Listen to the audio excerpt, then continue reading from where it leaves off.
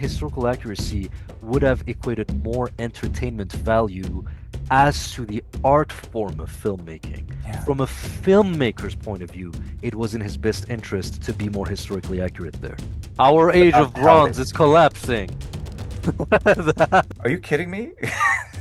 Nolan was completely uninterested in everything that makes ancient Greece, and I totally respect that. My problem, I guess, is mostly just like that's not what the Odyssey's about. It's really just it's Andra moyenne pe Musa. I think it is a mark of an enlightened people if audiences at large see a movie that is historically inaccurate and feel it to be jarring. This scene works for everyone as long as they are ignorant of Greek culture.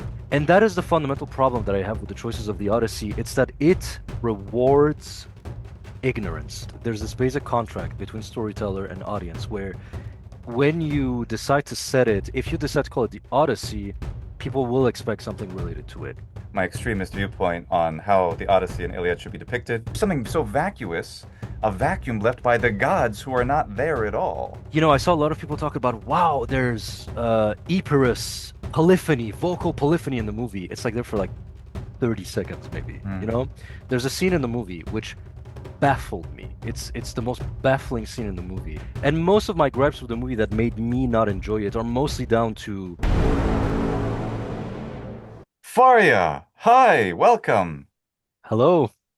So everybody, this is my friend and fellow YouTuber, Farya Faraji, who has this amazing channel, which you need to check out, in which he discusses a number of topics on culture, especially music, because he's a musician, and also recreates ancient music and shows us how, with instrumentation and the ancient way, how we can really enjoy so many things in antiquity, and also modern, more modern traditional music and languages, right? Farya, can you tell us a little bit about that?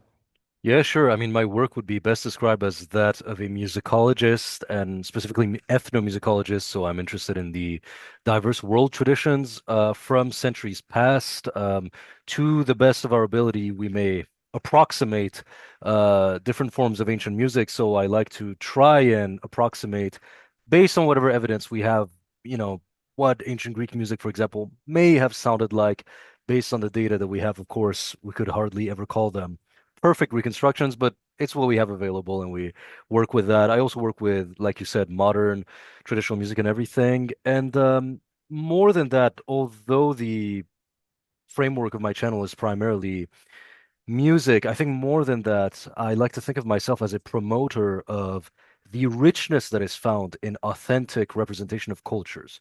To present cultures as they are, I think is not only nutritious for the soul and the human intellect, but even at a more base level, I think it's just entertaining. If you let culture speak the way that they were, if you show them the way that they were, there's just a lot of rule of cool stuff in there. There's cool armor, cool clothing, cool music, cool, etc. and etc. And I think so for all these reasons, higher philosophical reasons, and even more sort of just entertainment reasons, I'm somebody who reminds people that it's good to have authentic representations of other cultures.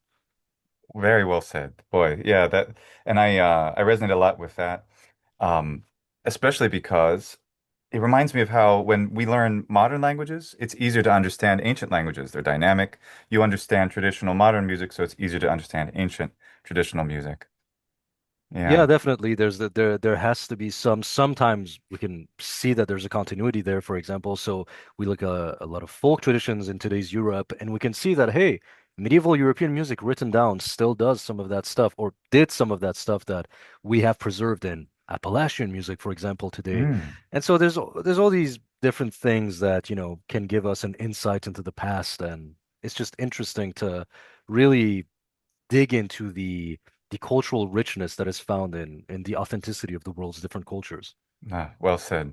Well, speaking of considering cultural authenticity, you just saw The Odyssey. You haven't told me anything about what you thought about Yeah. the film yet. We wanted to wait for this very moment. I was just talking to Jackson Crawford about this. In fact, he gave me an honorary pin to commemorate the occasion. So I'm literally right from talking with Jackson Crawford.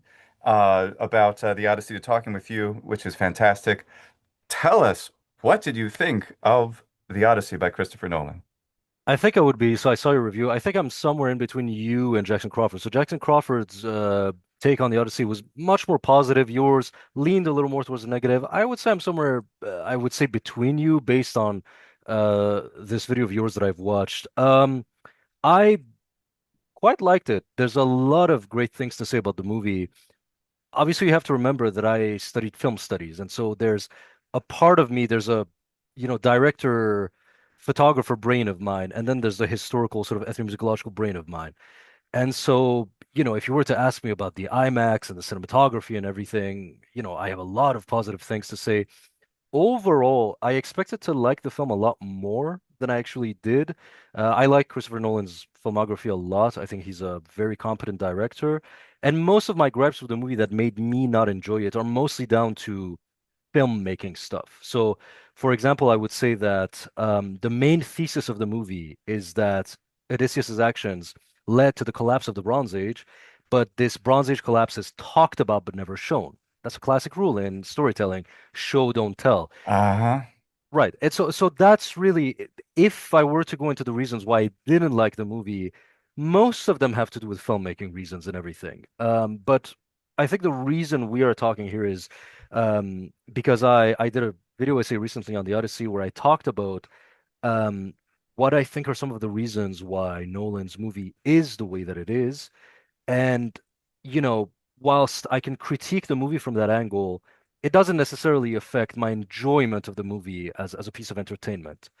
Um, but yeah, I would say that I like the movie fine. I think that's the best depiction of like a big Cyclops kind of troll monster that we've ever seen. Certainly better than that of, it's a bit unfair, Fellowship of the Ring was, 30 years ago almost. But I really liked how the Cyclops was done. I think it was terrifying. It's not very authentic, of course, to the original story, and I'd like to hear your thoughts on that. But just the cinematic depiction of the Cyclops, I mean, was interesting.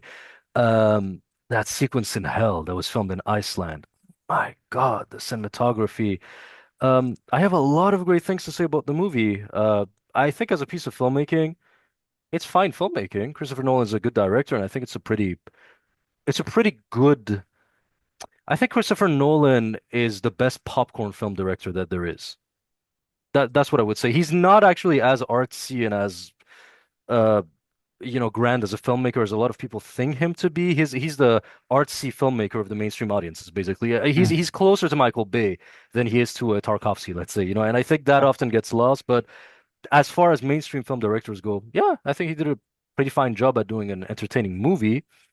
But there are certainly some things that we could talk about that merit discussion, I think. Yes. okay. Well, good. Well, first, I think everything you said about the cinematography and all of that, I can't help but agree. I'm a cinephile myself. I've seen, I mean, not, I don't think feel like it's a lot of movies, but I do like to make sure I'm up to speed with a lot of things. I enjoy a lot of them, both from childhood and more recently, and older movies as well. But I'm not certainly not trained in filmmaking like yourself. Nevertheless, I love story details that are worked into cinematography because it is that medium. It is not the medium of an epic poem. And a lot of my gripes come from like, well, it's not that way in the poem. The book's different, it's and that's so typical. I feel like when Lord of the Rings came out and everyone was complaining, where's Tom Bombadil? And I'm like, I read it too, but I'm not. I did read it before I saw the films, the Lord of the Rings and The Hobbit, but I wasn't quite so invested. Somehow with this though, this is where I'm like, ah. Mm. But let's start with wait, what let's since it's fun to what I said it once in a video long ago um because something like because it's fun to pick on other people's hard work. What would you Yeah, yeah. what what Yeah. what is something that might have bothered you in the film? Um, in terms of purely just enjoyment, Christopher Nolan, his main weakness, a lot of people have noticed, he's not very good at emotion. He's not very good at human emotion. Um, I felt nothing when Argos died. Like the dog, like I genuinely felt nothing watching the movie. And I'm like, how can you make me feel nothing when a dog dies? I mean, my God, you know what I mean? I want we should find out. Has somebody researched whether or not Christopher Nolan has had a dog? because or a pet or something because or it may have just been like I need to cut this for time. I need to keep it exactly 3 hours. But Mhm. it's as far as I can tell, it was intentionally okay. Now we have to get the dog dying, just like we have to have the sirens. We have to have something representing the Psychonese or the last Dragonians, and it felt Or for like example, rushed. Go ahead, what's his girlfriend that he has on an island for 7 years? Calypso. Calypso. I read the like over a decade ago, so I forget details now. And you'll be, I think you're really the one who can really sort of point out the angle of how it fails the epic poem and everything, because I sort of forgot a lot of that. But Calypso, for example. So, okay, this is a woman who was in love with him and now has to let him go. I'm like, oh my God, there's amazing emotional potential in there. Like, give me something. Give me that actress crying and breaking down and be like, I love you, and show me the beautiful love story that they had in a few 2-minute flashbacks. Like, it's so all my gripes with the movie are as a cinephile, not as an ethnomusicologist or anything. Mhm. At the end of the day, I'm like, look, the original poem is there, and Nolan, he wants to do an adaptation. Do your thing, do whatever you want, and I will judge the movie based on what he attempts to do. Now, my main gripe with the movie would be this. Um, I said in my video essay that I talked about, at the end, I said that you want to have that armor that Agamemnon wears, for example. You want to have all of that. Okay, change the setting. Make it in space. O Brother, Where Art Thou is an example of the Odyssey. Nobody complains that, it doesn't look like ancient Greece because it's not supposed to be. Or Kurosawa's movies when he took Shakespeare plays and, transposed them onto a Japanese setting. There's a basic contract between audience and storyteller that we establish the level of, what do you call it, suspension of disbelief based on the context, right? I think the problem with Nolan's movie, I don't have any problem with the fact that he wanted to get away from the original source material. My problem is that he didn't do it enough. I'm like, oh, you want to get away from Bronze Age Greece? Go for it, buddy. I wanted all the armors to look like Agamemnon's, not necessarily in the sense that they have that royal prestige, but in the sense of being so futuristic and almost Dune-like, like that Denis Villeneuve Dune movies where it's sci-fi, but it's actually quite historical and that's pseudo-medieval in space kind of look and everything. I'm like, go for it, go crazy. But then I'm watching the movie, and it insists on we are in the Bronze Age, and the Bronze Age is. I'm like, what do you, Chris? Including his sea peoples and other. Sea peoples, and I'm like, wow, and I'm like, and I actually like that. I like the fact that he retroactively applied a historical reality that now we know about the sea peoples. So he actually, for all that talk about how he is making a fantasy, actually, this version of the Odyssey is a lot closer to that King Arthur movie from 2004, Ah, yeah. that tries to make it more Or the Clive Owen one? Yeah, yeah, yeah. Where it Yeah. tries to make it more historical and everything and more Yep. situated in a certain time period. And I'm Yeah. like, so what do you want, Chris? Like my problem Yeah. is I'm with you. I'm with the Agamemnon armor. The problem is if you then tell people this is Bronze Age Greece. And so what I think is happening with Nolan is that he pushed the demands of suspension of disbelief of the audience beyond the point that most people could naturally, reasonably accept. Now, I give to Nolan that I think most audiences don't, most of the people who are going to see the movie probably can't put Greece on a map. And I feel like that movie was made for them, honestly, right? And that is disappointing for me coming from Nolan. And so, for example, my problem with the armors in the movie are not that they're not authentic to any period or that they look fantastical. It's that they mostly look bland. Like, apart from Agamemnon's armor, these are very classic Hollywood typical bland armors. And I'm like, bro, you want to go crazy? Go crazy. Give me something visually interesting. That Agamemnon armor in that hell sequence with the shadows looked amazing. It did. Give me more of this. And so my Yeah. problem is he either you commit to the historical setting or go crazy and go creative. And I feel like he kind of was in a uncanny valley, and I think that hurt the movie more than anything. So if anything, I'm a proponent for complete cultural inauthenticity for this movie, as much as I am one for cultural authenticity. Yeah, something even more stylized would have been very very interesting. I think that makes a lot of sense, and that's where a lot of people may be landing. when it comes to those decisions, especially aesthetic ones. And music. Let's talk about the music because what did your ear tell you about what you were hearing? So when the movie was coming out, they put out a video with Ludwig Göransson talking about how they made the music, and they really stressed the fact that we use the ancient Greek aulos and the lyre, and they really stressed that. I think it was a bit of a PR thing because they were like, "Oh God, we're getting under attack for not being culturally authentic." Oh my God, look, we use an ancient Greek instrument. Um, 99% of the soundtrack is mostly ambient synths and everything, and the ancient Greek instrumentation plays precious little part of the overall soundtrack. It's Like at an most icing is what I felt. You it's give a, it's a a feeling of that aesthetic and even an unfamiliar aesthetic, which is interesting because those instruments are some of the most familiar to an ancient ear, but to us are kind of alien. And so the musical composition took advantage of knowing that we would find that alien and used, especially I think in the Cyclops scene, if I remember, there was a lot of that. There was a lot of something that was highly disquieting. And I think I remember a bit of Aulos in there, if I'm not mistaken. I'll have to watch it there again is. someday. There absolutely is. So, for example, when Yeah. he's giving his speech to Penelope at the end, and she doesn't still like the Aulos is playing the whole time there. Yeah. But I think out of a 2 hour 50 movie, there's maybe like 10 minutes maximum of sprinkles of ancient instruments, and this is not a criticism, by the way, necessarily. This is just a feature of the movie, but I think the movie has managed to fool a lot of audiences into because a lot of people are now saying, wow, Nolan's movie is a fresh, bold, daring take on the historical epic because he uses American accents instead of British accents. And I'm like, yeah, cool. I'll give him that. That's interesting. That is a departure from an arbitrary, it's why should they sound British? It's stupid to, Americans know they're both equally distant from the ancient past.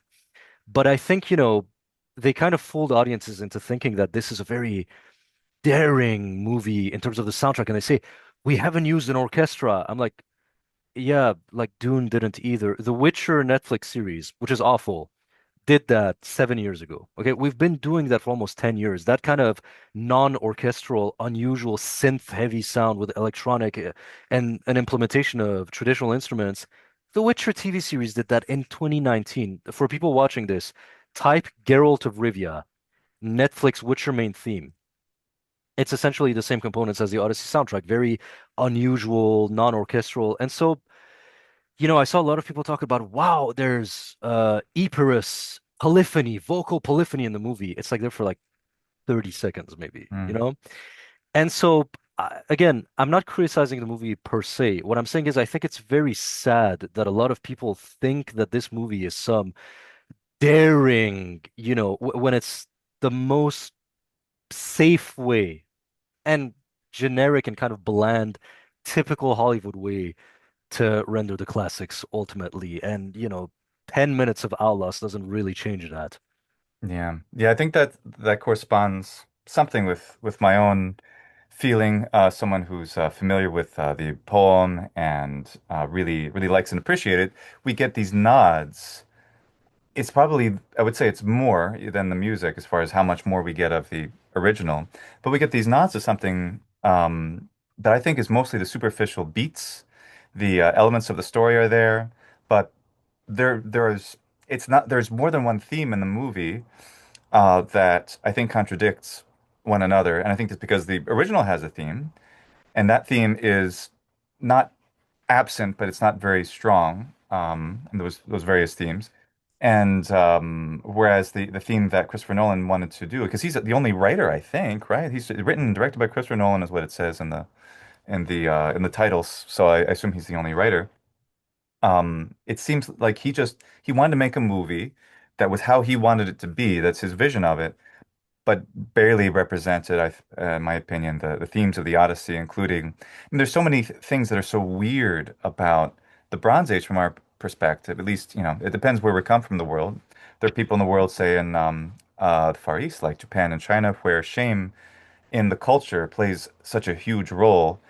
Whereas for a long time, at least in Europe and North America, guilt is that the thing. There's those maps that show you there's the shame guilt map of cultures today, and Bronze Age Greeks for certain were definitely more considering they're more influenced by the idea of shame and outward kind of appearance of things. I dare say the ancient Romans to an extent too, because these are often cultures where the shame of not doing sufficiently well by one's family, city, country merits suicide, for example, as many ancient Romans did that we know, like, Cato the Younger and, and Brutus and all of them. Um, that's what's so interesting to me, that it's very, I find that very odd how, for example, Odysseus, he glorifies in the sacking of Troy itself, as well as in other peoples that he sacked, like the Sicanies, before the rest of the Sicanies got him and destroyed six of his ships. He's so upset after encountering the Sicanies, the Kikones, because as he recounts the story, because they destroyed six of his ships, not because he felt guilty about what was unfortunately, such a common feature of that warlike past. So those are, but in addition to that, we have themes of one of my favorite books is book 8, Mhm. in which he is on Phaeacia. And in book 6, Nausicaa rescues him. In book 7, he gets introduced to the palace. In book 8, they're like, "Hey, let's throw games and celebrate and show our guests a great time and show them how great we are at athletics and games." And he's like, "Oh," they're like, "Hey, come on, why don't you play with us?" He's like, "Oh no, I just want to go home. I'm just like that's all I wish for." And then Athena in a guise comes to him and says, uh, as the guise of a Phaeacian, tells him that, "Oh, we thought you were this great big guy or whatever, but apparently not." And he's like, "All right, fine." And then he throws the discus, and Athena helps, makes it go farther than everyone else. And then side I love Athena and the guise of a different Phaeacian says, "Wow, look at that. That was great. Good job, stranger. Wow, you beat all of us, didn't you?" He's like, "Yeah, you want young whippersnappers, you try to do what you outdo that." And he gets his mojo back. He becomes himself again. And which this reminds me of the other part that I just cannot abide something that, I mean, even Troy isn't calling itself the Iliad, fortunately. But even not calling itself the Iliad, I find that story, for all the great stuff that's in the Troy movie, s- not sterile, but just there's something so vacuous, a vacuum left by the gods who are not there at all, and also by the gods, especially Athena, who essentially is nothing more than, spoilers by the way, a figment of Odysseus's imagination as far as the depiction seems to go. She's not really there at all, but Athena's direct influence in events is not a metaphor. It is literal as far as the story is concerned. Well, this is And this is what sorry, I'm gonna let you go finish ahead. because I had a question for you. Go ahead. Yeah, this is what I because I was I so that was actually my favorite part of the film was how Nolan did that twist, which Troy is such a cataclysmic, psychologically cataclysmic breaking of the social contract that held together that civilization, that the sacking of Troy is what leads to the sea peoples and the that implementation of that historical, like I thought, wow, what a interesting twist, bringing it home with the Bronze Age and everything. Of course, I have voiced my problem that, well, then why does it look like Dune if it's the Bronze Age? But okay, setting that aside, how do you feel about this? Like, because I'm like, clearly that's not the theme of the original, right? Of the Yeah. original poem. And so then it opens up a philosophical question, at which point can an adaptation change the themes completely and everything? I'm just curious as to your thoughts on this, as somebody who really holds in high regard the original and its themes. Yeah, well, we'll start because I love repeating it. My extremist viewpoint on how the Odyssey and Iliad should be depicted. Anime. An episode for each half hour to half hour, like a premium TV series on some streaming service, because you can depict all the gore. You have every line recited, and then when their characters speak, you have different voice actors doing them, whether it's in English or Japanese or ancient Greek, whatever happens, but you get every word of the original there so that there's no interpretation.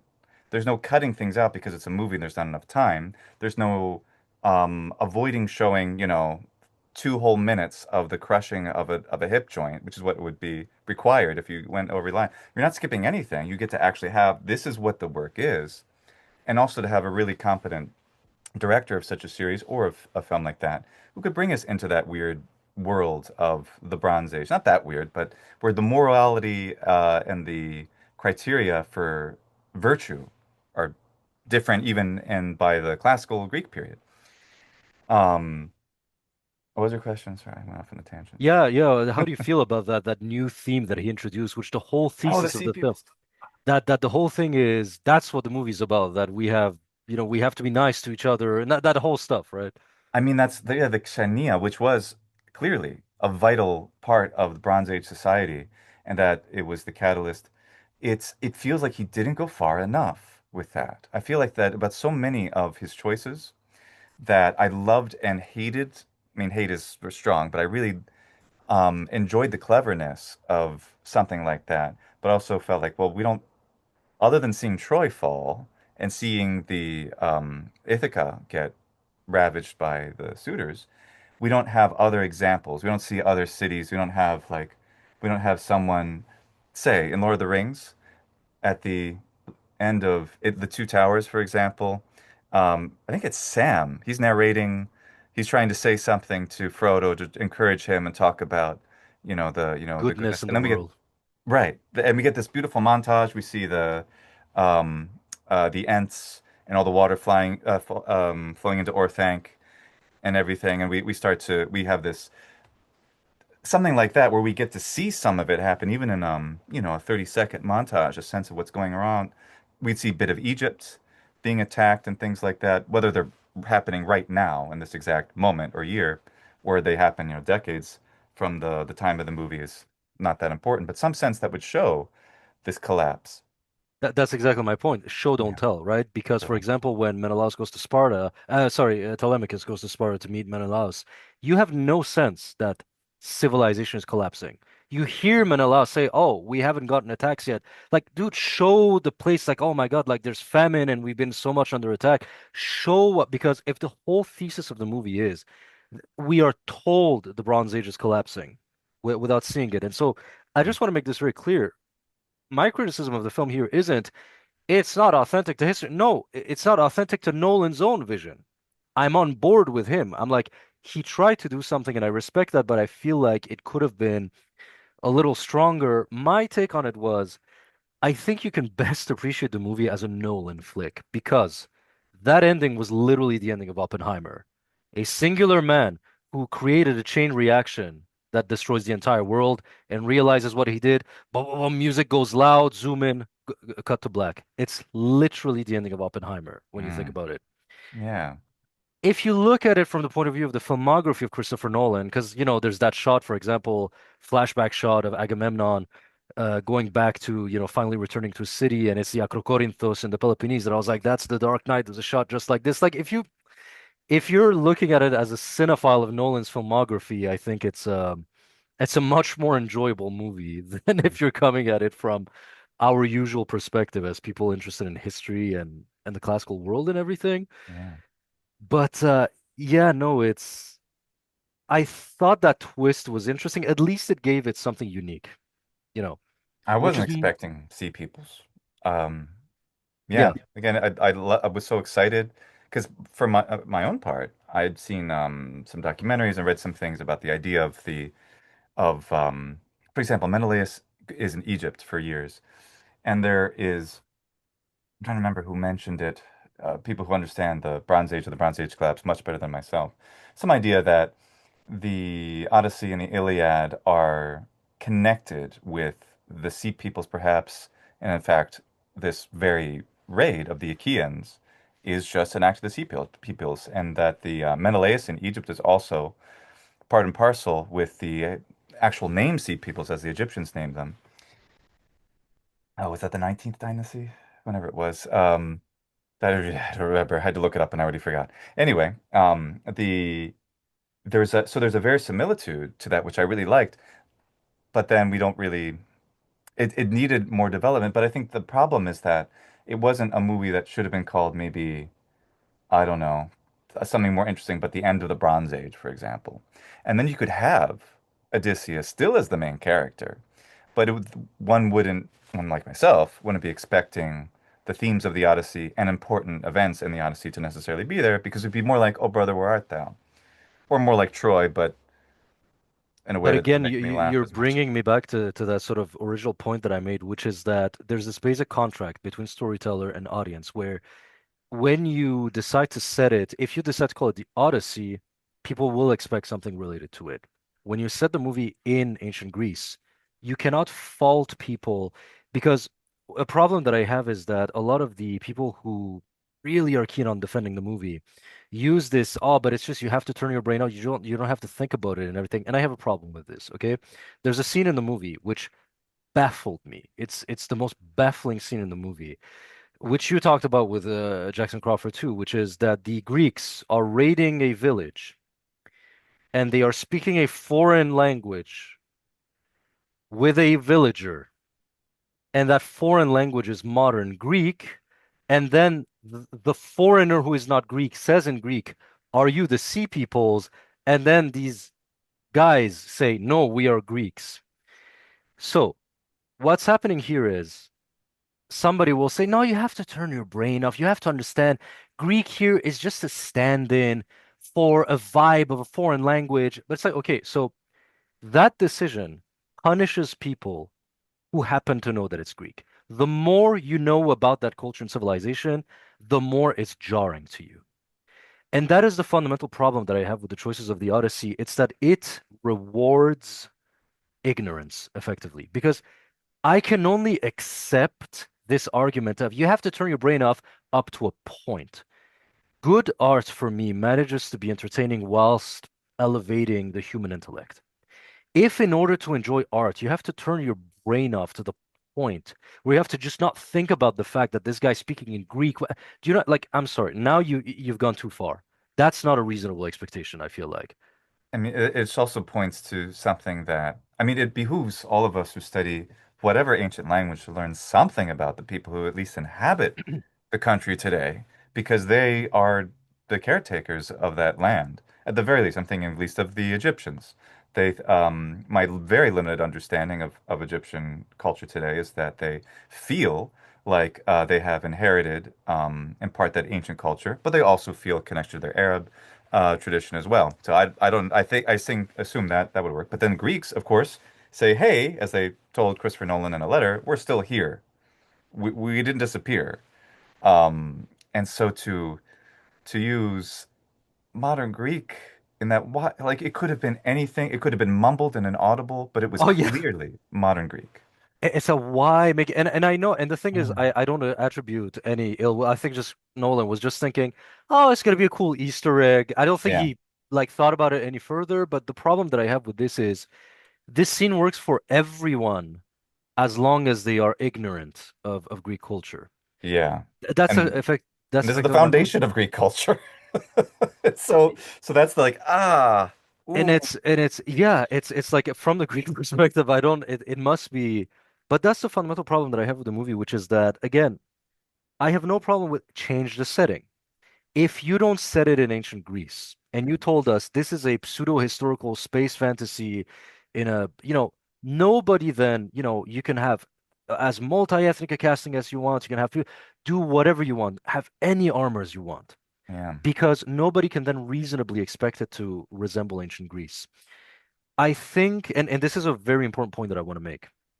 Um, I think it is a mark of an enlightened people if audiences at large see a movie that is historically inaccurate and feel it to be jarring. If we are not jarred by inconsistencies, then that means we don't know. I mean, think about it. If Spider-Man is set in New York, was filmed in the Congo Republic, we would all have a problem with it. Why? Because we are familiar with New York. The only reason average audiences don't have a problem with a Viking longship in ancient Greece is because they are sufficiently ignorant enough of ancient Greece that, whatever, it just has a historical vibe and everything. Yeah. So the more sensitive we are to historical accuracy, the more it shows that audiences, and so to me, the fact that audiences at large you know, and I'm not saying that all backlash to the Odyssey, by the way, was non-toxic, but I'm saying that there is a part of the backlash to the Odyssey that I think was warranted. People saying, but it's ancient Greece. So why doesn't it feel like ancient Greece? That's a good thing. We should celebrate that. That is not the mark of artistic illiteracy, but rather the mark of people who are sufficiently knowledgeable enough about ancient Greece that they can feel it to be jarring when it doesn't represent ancient Greece. Mm, And my biggest fault with Christopher Nolan's depiction of the Odyssey here is that it rewards that kind of just turn your brain off mentality, basically. yeah. Don't think about the fact that it's Greece. Don't think about the fact that they're speaking in Greece. Don't think. And it's like, well, screw you. Sorry, but like, that's not what great art is. Great art should make you think. You should. And that's what Christopher Nolan is good at usually. Interstellar. He wasn't asking us to not think about physics and everything. And I learned that what's his name? Oh, I can never remember the physicist's name. Kip He Thorne? and what's that? Kip Thorne, was that Kip him? Thorne.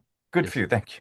He insisted on being involved in the technical aspects and that nothing should be in the movie that was not at least plausible according to physics, which, and me, a big nerd for science and physics and all that stuff.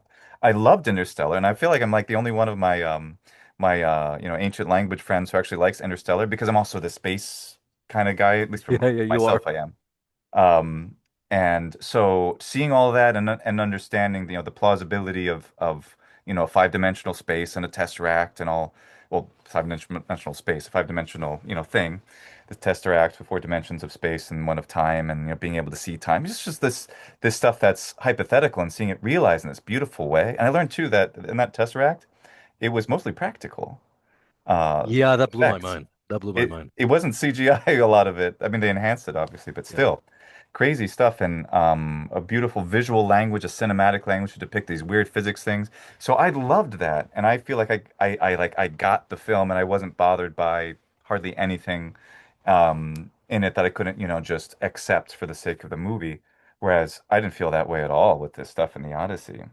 Well, that's the Um, thing. Christopher Nolan's filmography has always been celebrated for being more cerebral. He takes mainstream movies and he asks us to elevate ourselves a little bit. He asks us to do that with Tenet. With his movies, always require a little bit of an elevation of the human intellect and of the human soul, and that's a good thing.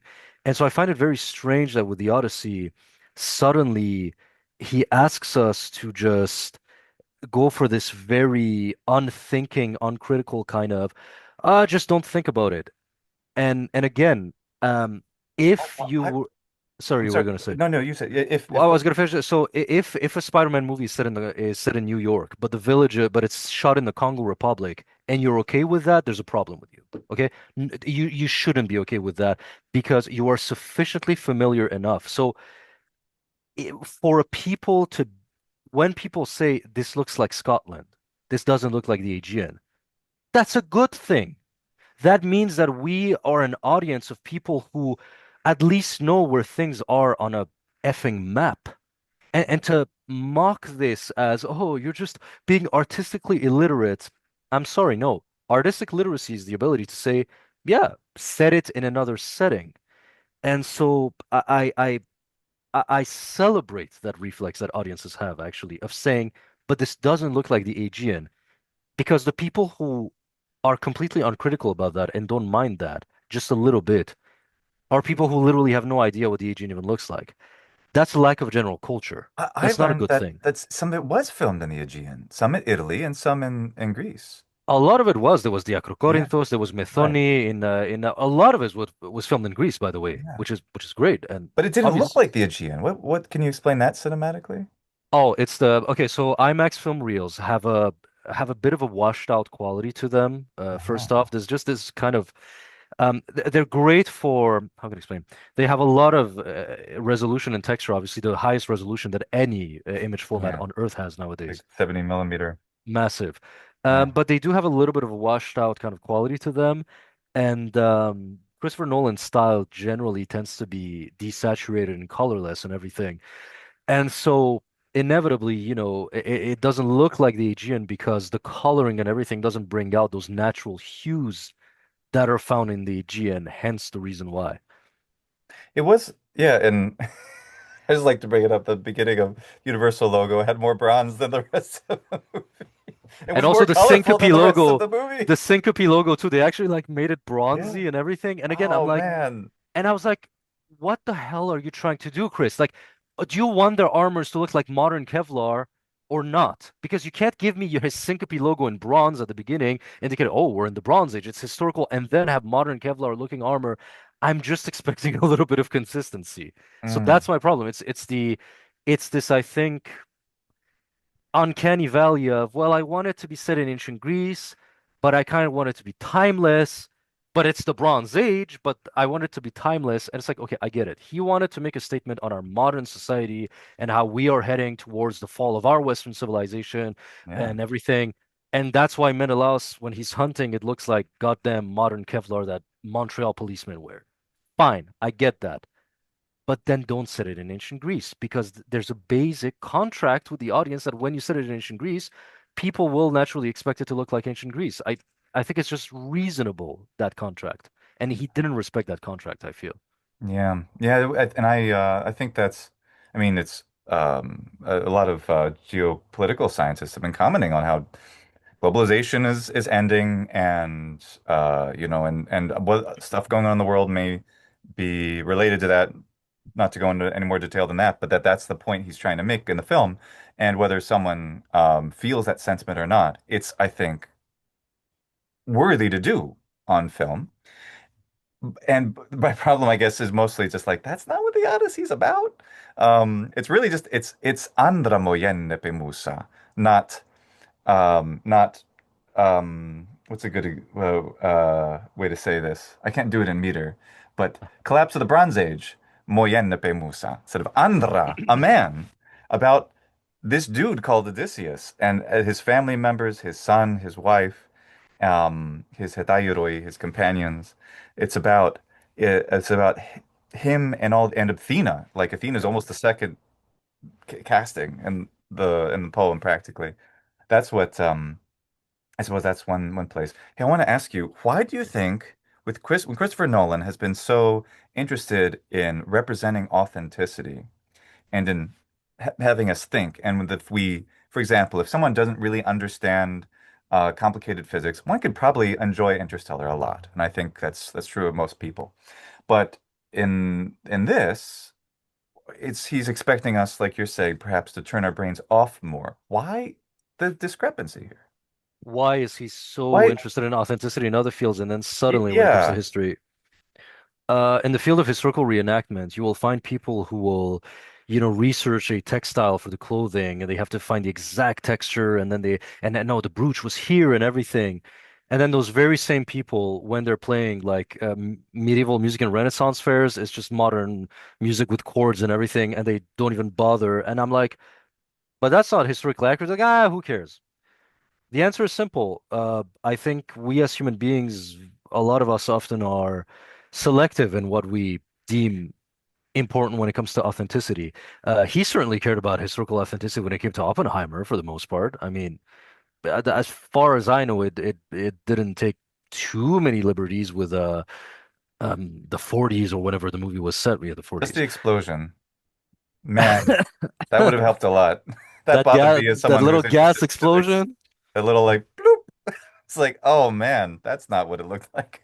Yeah, this and a lot of people will obviously ask the last step, but you who has criticized the sort of, because I have talked and we can get into that in my video essay about this sort Mhm. of little darker history behind some of the reflexes of Nolan. Like, how can you pay a movie to support that movie? Because my Oh, identity doesn't only end at being Farya Faraji, the ethnomusicologist. I'm right. also somebody who once wanted to become a filmmaker before I discovered that it's a very toxic environment and I want nothing to do with it.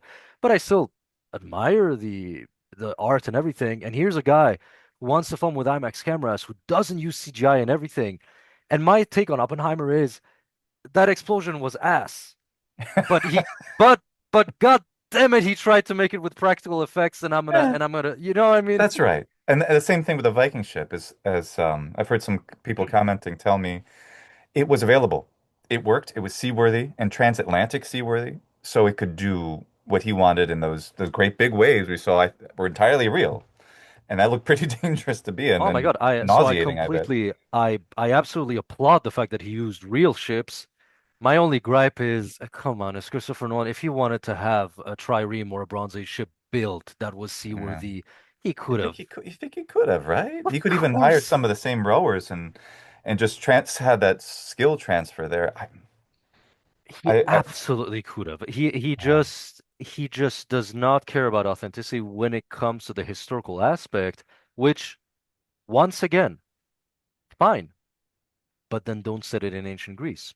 I think what Christopher Nolan, failed to understand is that he is blind to historical authenticity, and it's not something that is tangibly real to him, right? To him, it's just whatever, it's ancient times, who cares? Hmm. And I think he did not understand that a large part of modern audiences, through the elevation of the intellect, through knowledge, through studies, have attained a sensitivity to the tangible reality of Bronze Age Greece, wherein they are rightfully jarred. Is that a verb, to be jarred? Yeah.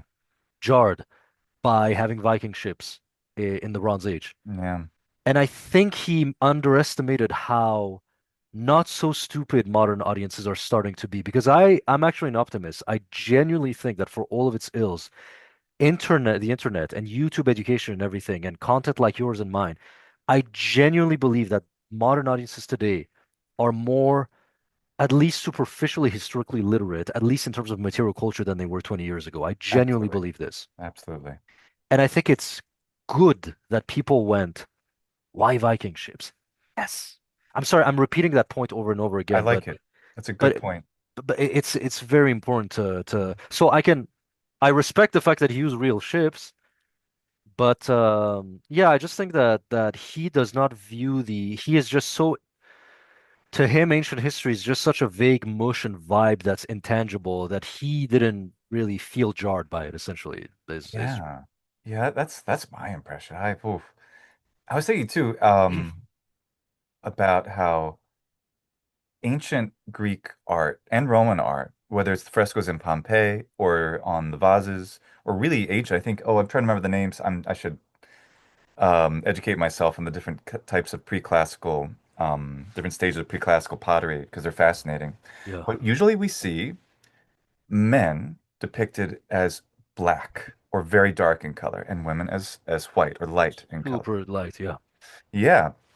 In fact, I was just thinking about how Andromeda, who is Ethiopian princess, is depicted even in a Roman fresco as pale. And of course, Perseus, who's there to save her, is quite tan. It's quite bronze in color.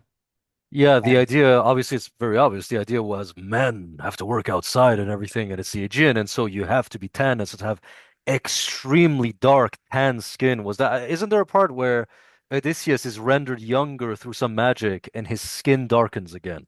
at least, I think at least twice, Athena makes him look darker, bronzer, in bronzer, more bronze, abbronzato, I'm thinking in Italian, more tan, yeah, dark, really darker in color because it was Literally the the Bronze Age. literally the Bronze Age, Bronze Age, bronze skin, Yeah, and and women were darker. supposed to, by their gender roles, supposed to stay out inside and everything, and therefore you'd have to have very white, pale skin and everything. There's this part where the Spartans, during the war against the Persians, they captured a Persian emissary, and that Persian emissary, they laughed at how pale his skin was, because probably he didn't spend enough time in the sun and everything. Oh, You know, maybe he that's was a fellow funny. Northern Iranian. We're also very pale in Northern Iran, maybe, I don't know. But yeah, it's and the movie doesn't necessarily, again, doesn't Nolan was completely uninterested in everything that makes ancient Greece, and I totally respect that, which is once again, I feel like he had more respect for ancient Greece than I did. Because I'm the one who's like, sorry for the profanity here, ancient Greece. Do away with ancient Greece. Take the story of the Odyssey, put it in space. I think, yeah, I think his attachment to ancient Greece is actually so. Anybody wants to say, "Oh, you're too attached to historical accuracy." No, I'm not. I'm attached to consistency. In Consistency, which creates Yes, verisimilitude. thank you. Exactly, You verisimilitude. buy into the universe. Like Star Trek, I mean, why are they walking upright? Oh, because there's artificial gravity. Okay, got it. You know, Mhm. why do all the aliens look like humans? Oh, well, they retcon that because there was some progenitor humanoid looking race millions of years ago that seeded the life all across the galaxy. Okay, and now we have our excuse to have human actors playing all these different With a species across the prosthetic, and now galaxy. they're an Yeah, it's a extraterrestrial. little thing on their nose, and it's done. And it's like, and then of course that's just an allegory because that's what's so interesting. Science fiction, Star Trek, which I'm especially fond of, is allegorical to the human condition, to the modern human condition, especially, even though it's in a kind of someone described it as I think it was Blast. Blast isn't. Oh, what was the name of the fellow? He actually worked on Star Trek, Picard on the last couple of seasons. I met him at a convention up in upstate New York in Ticonderoga a couple years ago, and he said in his presentation, Star Trek is historical fiction. It's just in the future. So there's this kind of continuity that you want to have. Anyway, so that aside, you buy into these different things, and there's Or that very let's say to use another analogy, I think A Song of Ice and Fire, better known as Game of Thrones, with it is a great example of really it's historical fiction. Really, it's the Wars of the Roses. Really, Westeros is England in the Middle Ages. But he can do whatever the hell he wants because we accept the contract that it is not literally England. And that's a great thing, and you can therefore do that. I remember in the last decade, I had many classes in university and college, and I was not interested in them. And so I would write little stories and novels and everything on the side. And I remember I was like, oh, wouldn't it be cool if Caesar actually did this and that? And so I just created this fantasy world that's ancient Rome, but not really ancient Rome. Again, it goes back to that social contract. Game of Thrones manages to tell as much of the real history of England as it wants, whilst you can get to have your cake and eat it too, through that process of Kurosawa taking Shakespeare tales and transposing them into Japanese culture. Shit, we do that a lot with Shakespeare, for example. Shakespeare is often modernized in a contemporary setting. So, for example, Coriolanus is one of my favorite Shakespeare plays. One of my favorite adaptations is by an Odysseus, Ralph Fiennes, who directed a very good adaptation, very underrated. I think people should watch it if they haven't.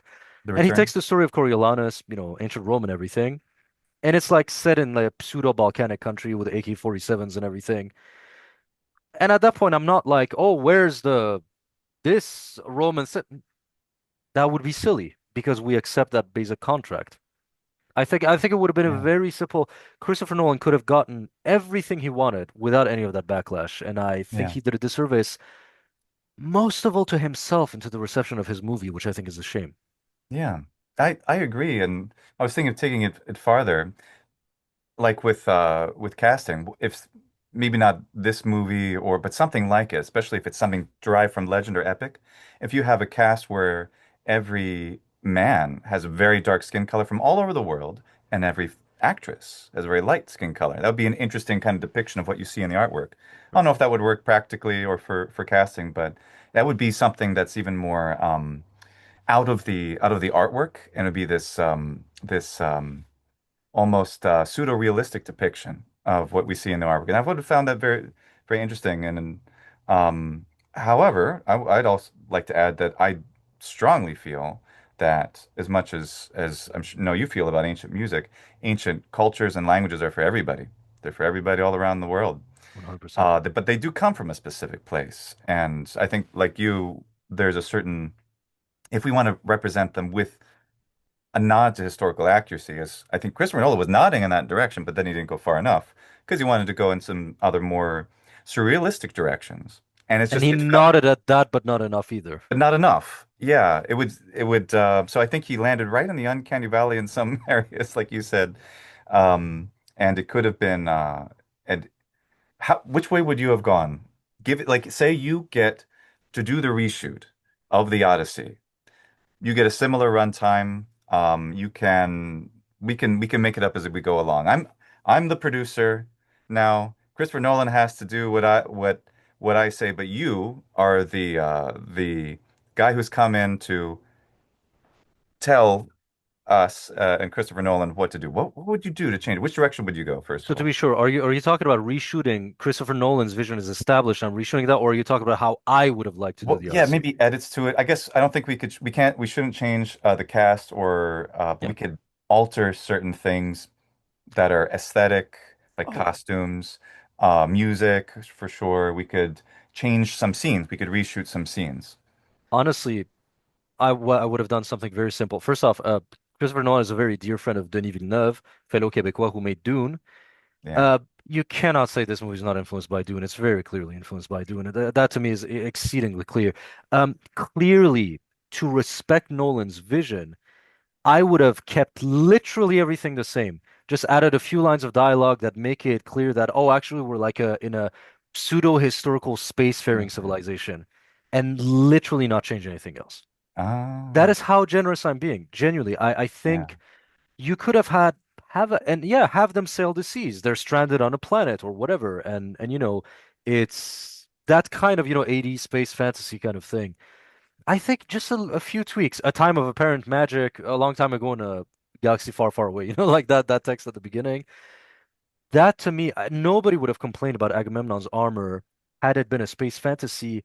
Not only that, had he made a space fantasy and given us authentic Bronze Age armor, we would have complained then. Because then he would have broken the what's that word? Verisimilitude. Verisimilitude. Yeah. What would you have done? I'm curious. Oh What about boy. you? Well, I can't get my 24 episode anime series, you're telling me. Okay. Well then, Mr. Producer, this is what we can do for the reshoots. Number one, we got to fix the Argos scene. The poor dog. Let's. A lot of stuff was so good. I think I'd have to go sh almost shot by shot. There's so many tweaks that I think could have been made to keep the runtime still at 3 hours, and we could still get the emotional weight, like with Argos. But for example, Argos, what's so great about the scene in the Odyssey, and we get depicted in the Ralph Fiennes' The Return, which was underwatched. It was very good. I would have, it was a little joyless in some ways. It was very, very sad, but there was a lot of realism in it. And also had a lot of the beats of the whole second half of the Odyssey, so I like that. But what was done very well in The Return and what should have happened is he ought not to have been able to acknowledge Argos. Because if he had acknowledged Argos, then he would have given himself away. And he instead, because he knew because the complexity of this plan, um, and to save himself, because he'd been found out, he would have been killed. Telemachus would have been killed. Penelope, who knows? But the shedding of the tear, he's just so like broken up about this, and the dog's just like, and then he passes away. It's the saddest moment in ancient literature that I can think of off the top of my head, and it's so powerful, and it's rendered inert by I'm gonna call him Matt Damon. Just going up and petting him. Almost looks like, and then he just looks like he goes to sleep. If you don't know the story, you might not even know that he died in that moment. Maybe they'll go hang out later, you think. It's It's not obvious very, to me. it's It's just very, like yeah. this. But then the emotional beat, instead of it being the tragedy of this dog who passes away, it's about Telemachus recognizing that's truly Odysseus. But even that is lame because when they recognize each other, first Telemachus doesn't believe him, and then Odysseus has to convince him. And then when he believes, it's a powerful emotional moment between father and son in the poem. Then we got the Christopher Nolan version. As you said, he's brilliant at quite a lot of things, but depicting that kind of emotion is not necessarily one of his strengths. And it was certainly true here, which is this is a poem of emotion. It is so human and so emotional, and there's so much crying.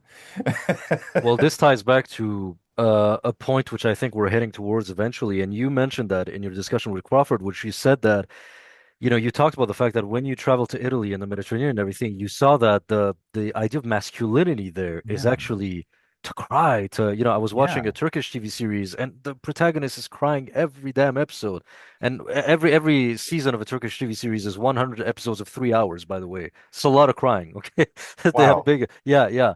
And you mentioned the fact in that video, and I think I'm quoting you here. You said it is a piece of literature from a certain part of the world. And that is one of the things that is once again lost in translation, if you will, when this culturally British director renders it. There's this sort of classical white marble stoicism to the Odyssey, which once again uh, change the setting and I'm fine. Like I'm so generous, okay, like with artistic freedom because I've been part of that world myself and everything.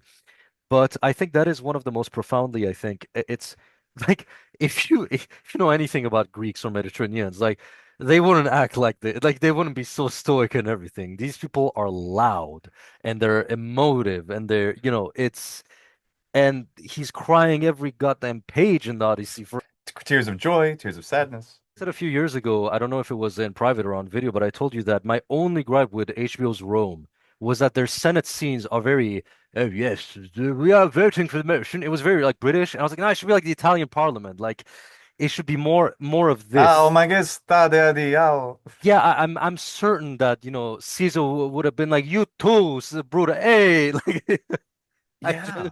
And uh, I and Latin literature reinterpreted through uh, I conoscenza, familiarity with it. I just went into Italian because I'm thinking of yeah, Italians. yeah. A familiarity with Italians and how they are. It's so much richer. It's so much more fun, and it makes more sense what they do, why they do. A famous example: what did Mark Antony do to punish the reputation of Cicero?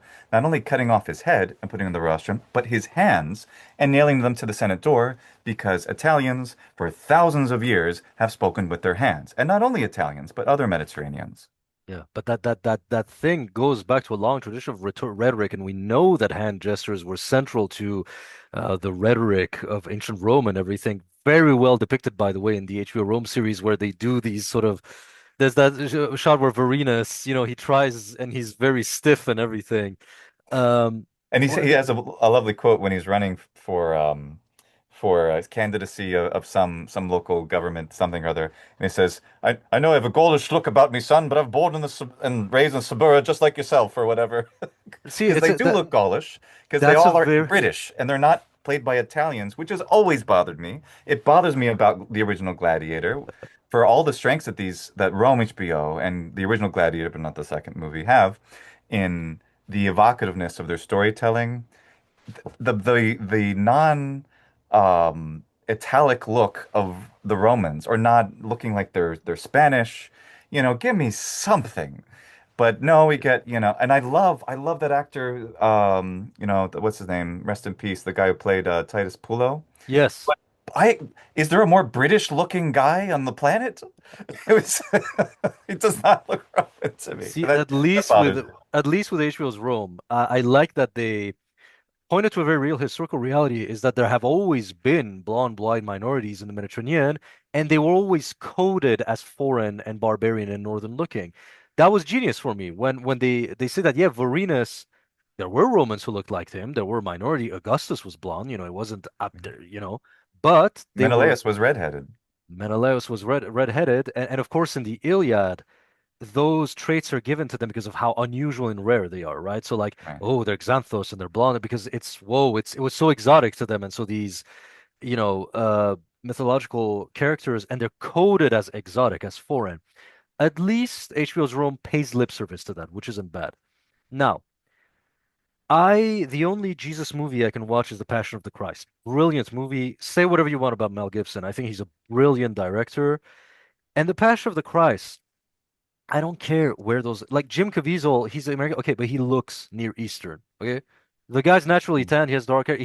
And Mel Gibson went out of his way to give him brown lenses and even a nose prosthetic, so he's a little more Semitic looking and everything. Right. Didn't you, was it your video where you talked about how, what's his name, who played Leonidas? Gerard Butler. Yeah, he was like, did you have, was it in your video that Yeah. you showed the picture of what he normally looks like?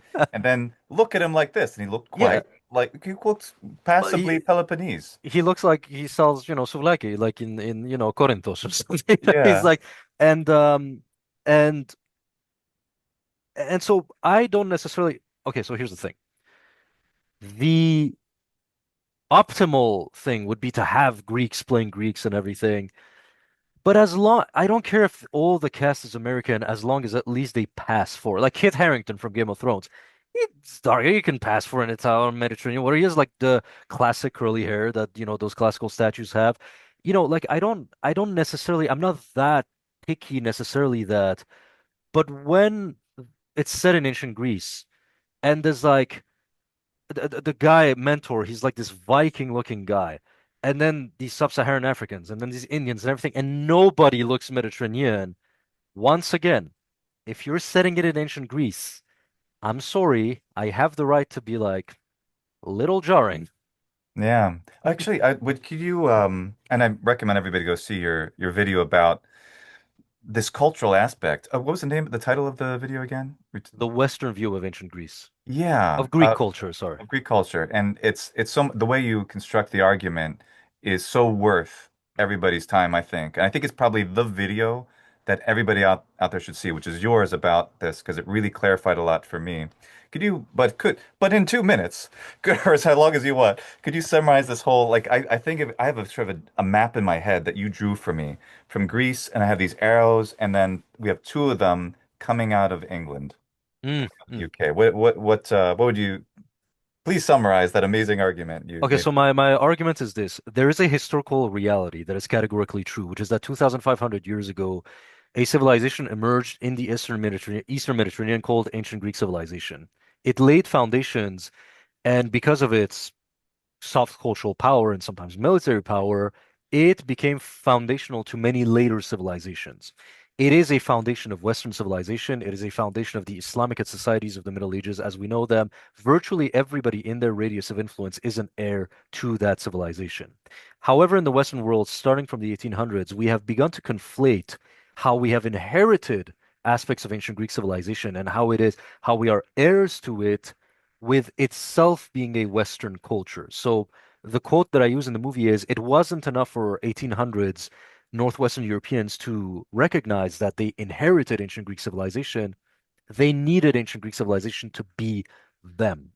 And so an intellectual tradition emerged where for 200 years we have exaggerated that historical fact into something a little more narratively potent. And we have begun conflating categorical claims with interpretative ones. A categorical claim would be Homer was a Greek poet from the Eastern Mediterranean who wrote a piece of literature that became foundational to later Western literature. That often becomes conflated with this is the first work of Western literature. Those are As cate as I have said before, as a way to emphasize the importance of learning about the Iliad and the Odyssey. But And if said as an analogy, that's fine. The problem is that we often do not actually realize that it's an analogy, that it's a metaphor. It's an interpretative claim that is contingent on previous ways of looking at history and everything. I personally am not interested in these interpretative claims, right? So for example, stuff like, you know, was Homer the father of Western civilization? Like that's not a factual thing that you can excavate or prove or disprove. That's just a way of looking at the world. I'd much rather phrase it in more categorical ways and empirical ways, which is this was an Eastern Mediterranean Greek poet whose poetry was foundational to Western civilization. You can't disagree with that. That's just using a bunch of empirical claims. The problem is in constructing this narrative, we have ended up conflating ancient Greece being foundational to the West with ancient Greece being herself the West. That when Socrates and Plato walked the streets of Athens, they were Western men and they were a Western culture, which is insane, obviously, because every historian agrees that the West as a culture emerges later. Now, the boundaries are not clear, but most people, most historians nowadays, I think the consensus would be you need at least the rise of Christianity and, Christendom and all that stuff. or even And the schism. I mean, so much of that identity of the West is in opposition to the Eastern Roman Empire, to the extent that I forget which pope names Charlemagne the emperor of the Holy Roman Empire because they had a female empress. They had a woman on the throne of Rome, and they're like, oh, we can't have that. At least that's one of the reason I've heard. I'm not an historian, so I don't know if that is in fact the only explanation. But in any case, or politically, or maybe it was an excuse to be able to have it all a kind of Catholic united power in the West. But then from there, the Greeks felt like, hey, we're over here in the East of Europe, or wherever they felt like they identified themselves geographically with whatever terms. But the West was something that was not our friend anymore. yes, well, Greeks have always been, and I've always stated that they are a civilization that is situated in a liminal space. They have influenced Western civilization. They have influenced the Eastern Islamic civilizations. The music, They as you've shown us. the music, man, I mean, the whole, philosophical The thought, philosophy, yeah, you know, uh, science. Islamic theology is entirely contingent on Platonic. It's all derived from that, and so I think that's also something that's often missed by a lot of people because a lot of Westerners, wrote some quite shocking responses saying stuff like, well, yeah, but like the East didn't inherit ancient Greek influence. Like it's not like Arabs are reading Socrates. I'm like, what do you think the golden age of Islam was? They What don't do you they don't know that exists, Farya. The People. and what's very funny, of course, is that some of them like to say stuff like, "Well, the golden age of Islam was just, those, Muslims taking ancient Greek influence." But then when it's convenient, they deny that. Which is it? Which is it? Like, yes, I'm the one Yeah, saying, yeah, like Islam would have been nothing without ancient Greek civilization and everything. yeah. These Islamic civilizations are as indebted to, and so my point has simply always been this: ancient Greek civilization as a whole has always overlapped with the Western and Eastern worlds, and Greece is the only place in the world where you can find simultaneously flavors of London and flavors of Tehran. That is what makes Greek civilization unique and fascinating. And to deny one part or the other is to fundamentally mischaracterize a civilization that has always been both on, overlapping with both cultural zones essentially. And in the Western world, essentially, so I'm coming to the fundamental point here is that Northwestern Europeans needed ancient Greece to be like them. And so from there we get this idea that, for example, historically they thought that ancient Greek music must have sounded like Western European music, which was not the case. Ancient Greek music was alien to virtually every tradition that exists today, but insofar as it is close to any traditions, it's closer to the modern Greek, Byzantine, and Middle Eastern traditions than it is to the Western European tradition, which has very distinct roots that emerge in the Middle Ages. I have a lot of video essays on that for those who want to watch with academics and sources and everything. Mm. And so with Christopher Nolan's movie, what we are seeing effectively is simply just a reflection of that cultural reflex that he belongs to, which is in the Western world, we often think of ancient Greece as, well, it's us. It's our culture. We can just cast an Irish guy as Odysseus. What's wrong? It's Us meaning European. from the British Isles. Right, the British Isles or Northwestern Europe and everything. And of course there is something to be said, by the way, because I have to specify this. My video is specifically about the cultural context in which the Odyssey arose. After that, absolutely ancient Greece begins actually operating in Europe. Marseille was, however you say it, Marseille, is that how you say it in English? That town in southern France. Moi, je dis Marseille. On va Marseille. regarder.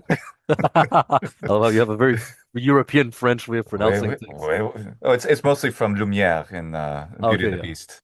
Okay, yeah. Uh, Yeah. yeah. So Marseille, moi je suis québécois, fait que moi j'ai un accent canadien, Oh, québécois, tabarnak. So Marseille. So yeah, Marseille was a Greek colony, and of course later on, after the Bronze Age and after, but when we're talking specifically about the Odyssey, this is a world that was connected to. I mean, you look at a map of the Bronze Age civilizations. What are those civilizations? the Hittites, Egyptians, of course, the Mesopotamians. Mycenaeans. Exactly. Yeah. That was the civilizational taxonomy that existed back then, one which Western Europeans were simply not a part of yet at that time.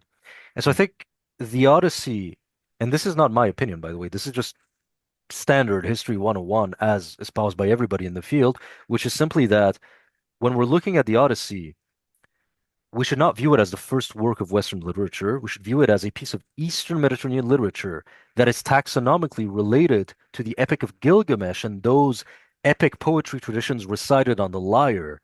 It is fundamentally a work that is defined by a civilizational nexus that ties together Egypt and the Hittites and Mesopotamia and everything that, of course, became foundational for the West. But when we reimagine the Odyssey itself through the lens of a later civilization that it influenced, we are superseding its own nature with that which it influenced, which I think is fundamentally what we're looking at with Nolan's film. Hmm. Well said. Well said. I was thinking too, what if they actually made a film in second century AD Alexandria? or even earlier. It could be th second century BC, because what a crossroads that would be. You get everybody. Didn't they Agora? Oh yeah, there's a lot of. Thankfully, it had Oscar Isaac, who looks like. Didn't you make a movie I about love that? Oscar Didn't you Isaac. He make a looks like he video? could be from anywhere and any time. Did you make a Uh, video about that, by the way? Did I you? haven't. I really like Agora. I like that movie, Okay. but again, a lot of not. I don't remember enough like a color and diversity in the cast that I would really expect Okay. there. But what you could, because you that would be so great if you had maybe if it's not about Hypatia, a really fascinating historical character, and I did like the movie a lot and what it was trying to say. Um, but it could be another film. It could even be about, about minor historical characters or non-historical characters in the historical setting of when Caesar and Cleopatra. It could be really cool. And then you could have a cast that is of every type of people, very pale people, very dark people, because there were Ethiopians and Nubians in Egypt, there were Greeks, there were all sorts of people, there were Gaulish people from Anatolia, and it's this amazing crossroads of people from all over. Indians even were present because Alexander was so important. They came and they visited, they traded. So what I really like about something like that is you get the combination, which is like because in the casting of the Odyssey, we all sort of agree, okay, this is not really historically accurate. But what I think is fantastic is it gives an opportunity for people just in the United States who are of all types to see that, hey, I really like this literature and this history, and I see someone who looks like me. And it's easy because I'm just, white American. Yeah, I'm half Italian. So I only look Italian when I go this way. So then you can tell The there's nose, something there. yeah. Otherwise, fair, fairish colors everywhere else.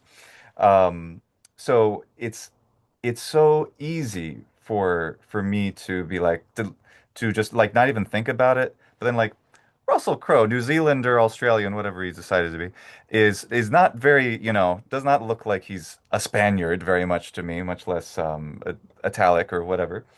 Um, and not to realize that a much stronger version of that exists, where there's so many historical films where only one or a couple of phenotypes are represented. And I was thinking too, because I just got to, I was invited to give a talk at the National Junior Classics convention, classical league convention.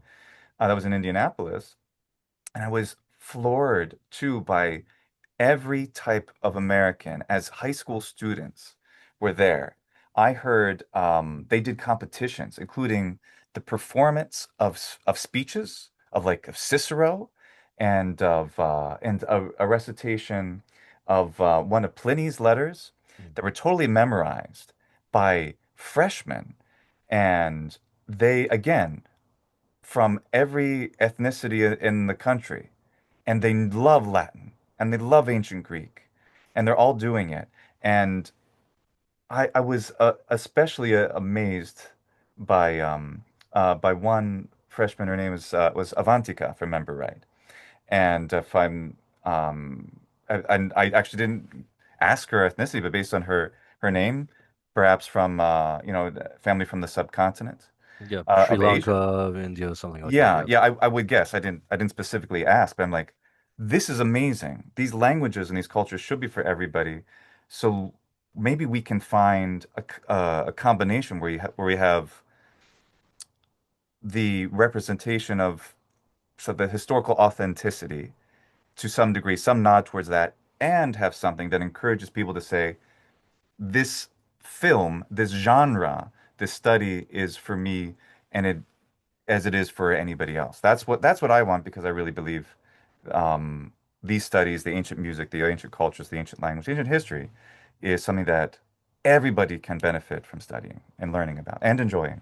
I think this strikes to a fundamental distinction that's very important, which is that, there's what those cultures were and what they mean to us, right? And that is my main gripe with often like how a lot of it's reducing now, but still a lot of Western academia and pop culture and mindset um, tends to conflate what the ancient world was and prioritizes what it means to the later Western world. and often through that reimagines ancient Greece in a lens that is more England like or France like or whatever.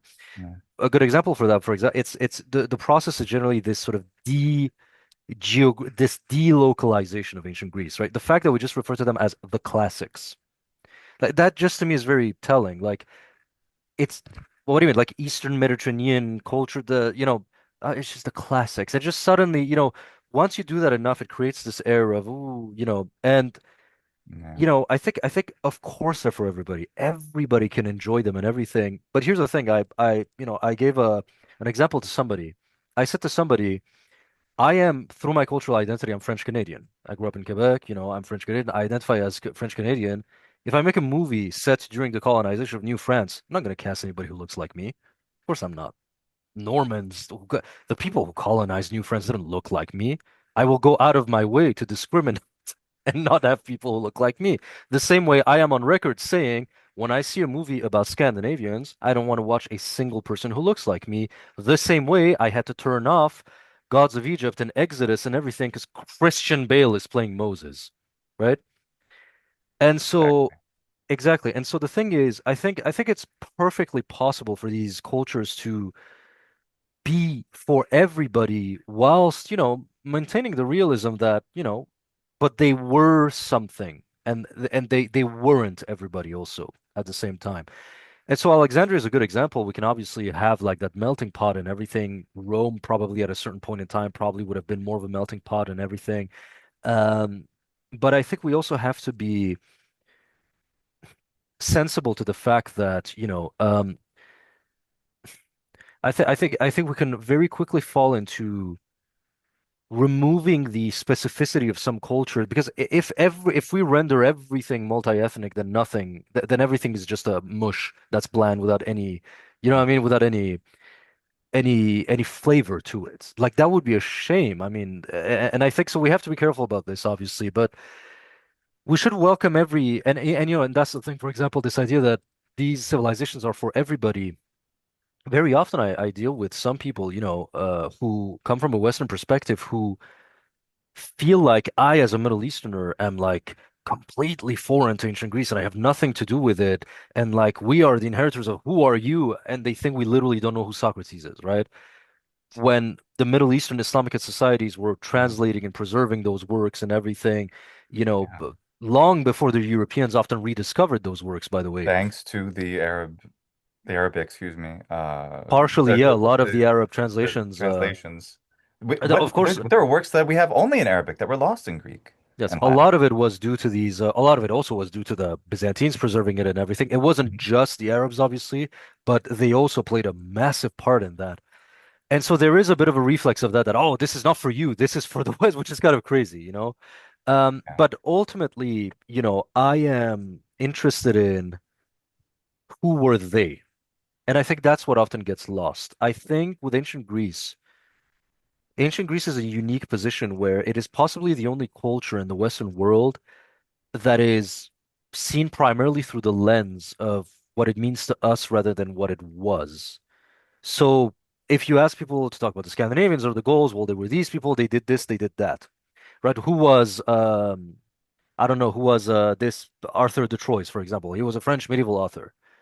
But with Homer, he is the father of our, you know what I mean? Mm. And I don't necessarily have a problem with calling him the father of Western literature, but it's the fact that calling him this far supersedes calling him a Greek Bronze Age poet from Anatolia in the Eastern Mediterranean. Mm. The fact that that comes second is a fundamental problem, I think, with how we view ancient Greece, and again explains Nolan's Odyssey. Yeah. And you know what that reminds me of is the depiction of Odysseus himself, and the way that the moral structure, the personality of Odysseus, what he would glorify, and the feeling that, oh, he has to feel guilty about all these things because we would, rather than the filmmaker creating this world in a way where we can accept, okay, not only is there xenia, which they taught us in this film, which the Zeus's law. I'm glad that that was hammered because it's very important. Though then I was disappointed by the Cyclops scene. But but there is a way to teach it, just as is done in courses, university courses about ancient Greece. Like, why does Odysseus shout his name in the original, in the poem, or shoot an arrow into the Cyclops is the way to try to do that. I think because I'm gonna guess that because there's only two parts, there's only one part of that that I think Nolan understood, which is their hubris. Hubris and the consequences of hubris are are a big part of the story. But why Odysseus would shoot the Cyclops with an arrow, as in the film, is not utterly clear to me, except he was just mad. I can give him that, but I thought he was supposed to be really smart. When he is on the boat and basically safe, they're in but potentially in danger. They find out later the Cyclops can throw parts of mountains at them. They discover that later. But he shouts his name. My name isn't Utis. My name is Odysseus. How does he say it? Laertu Huios. I forget how he says it exactly. Ton of Laertes, yeah. Yeah. Son of Laertes and such. I'm from Ithaca. Here's my address. It kind of reminds me of Iron Man, and was it Iron Man 3 where he Three. gives his address? Just And gets that's what allows the Cyclops to pray to Poseidon and give him the the coordinates essentially. right. Yeah, exactly. But he's not stupid, but there was something else important to his identity that wasn't just an act of rage or of gloating, but it's because you have to take credit for your deeds in that culture, especially something as significant as this unbelievable threat to him and his men that through his cleverness, and certainly with the assistance of his Atairoi, but you don't like sharing credit. It does happen, and Odysseus does in the poem, but he takes a lot of credit basically where it's due. Part of our culture is often to play down our personal accomplishments and to share the wealth of credit, which I think is good and very healthy in our society. But it just wasn't. You see, Odysseus, he's confident, and he's made miserable a lot of times. But he, especially when he gets his mojo back, I love in the 1997 film at the end how he explains how to the suitors because they actually have I think it's Eurymachus.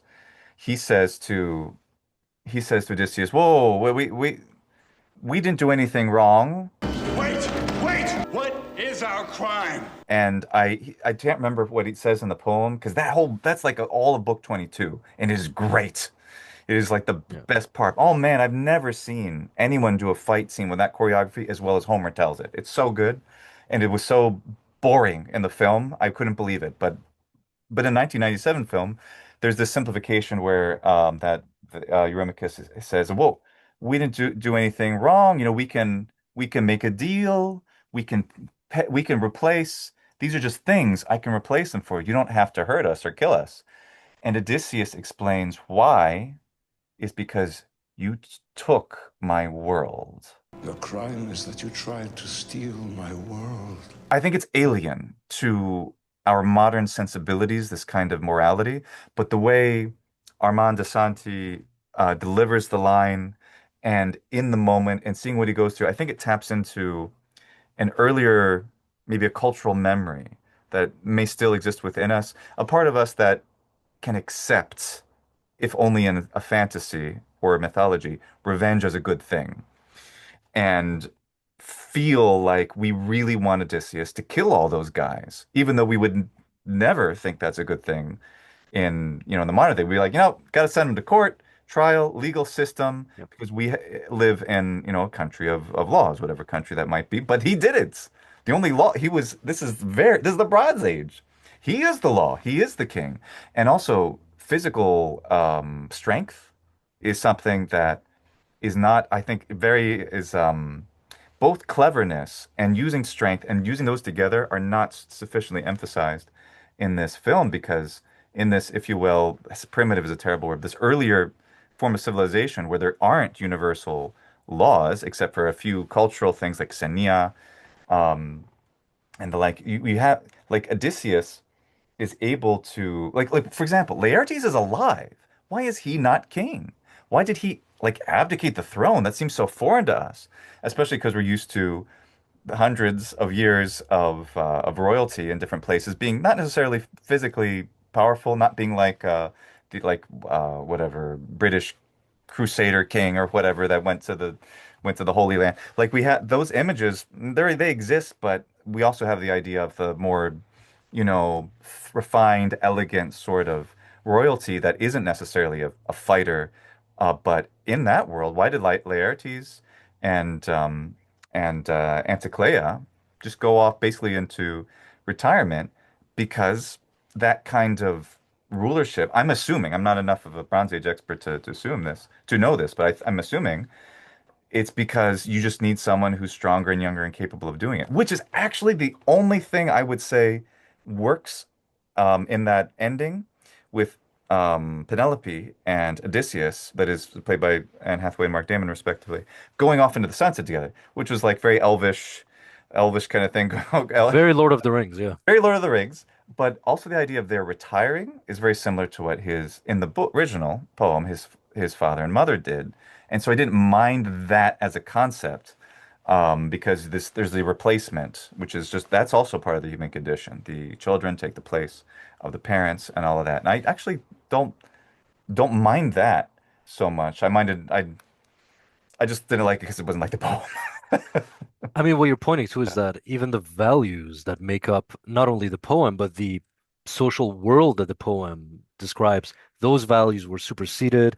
The culture was superseded, not just in terms of material culture and everything. At every level, what we are seeing is a very, as a lot of Greeks would put it, a sort of modern, westernized, Americanized kind of take on the Odyssey. Americanized, yeah, Yeah. yeah, Which, is not a sin in and of itself. I believe in that's what art is. We should have different takes and everything. It's not the fact that it is Americanized. The problem is that currently this is the only mode of representation of ancient Greece that is available to us in the Western world.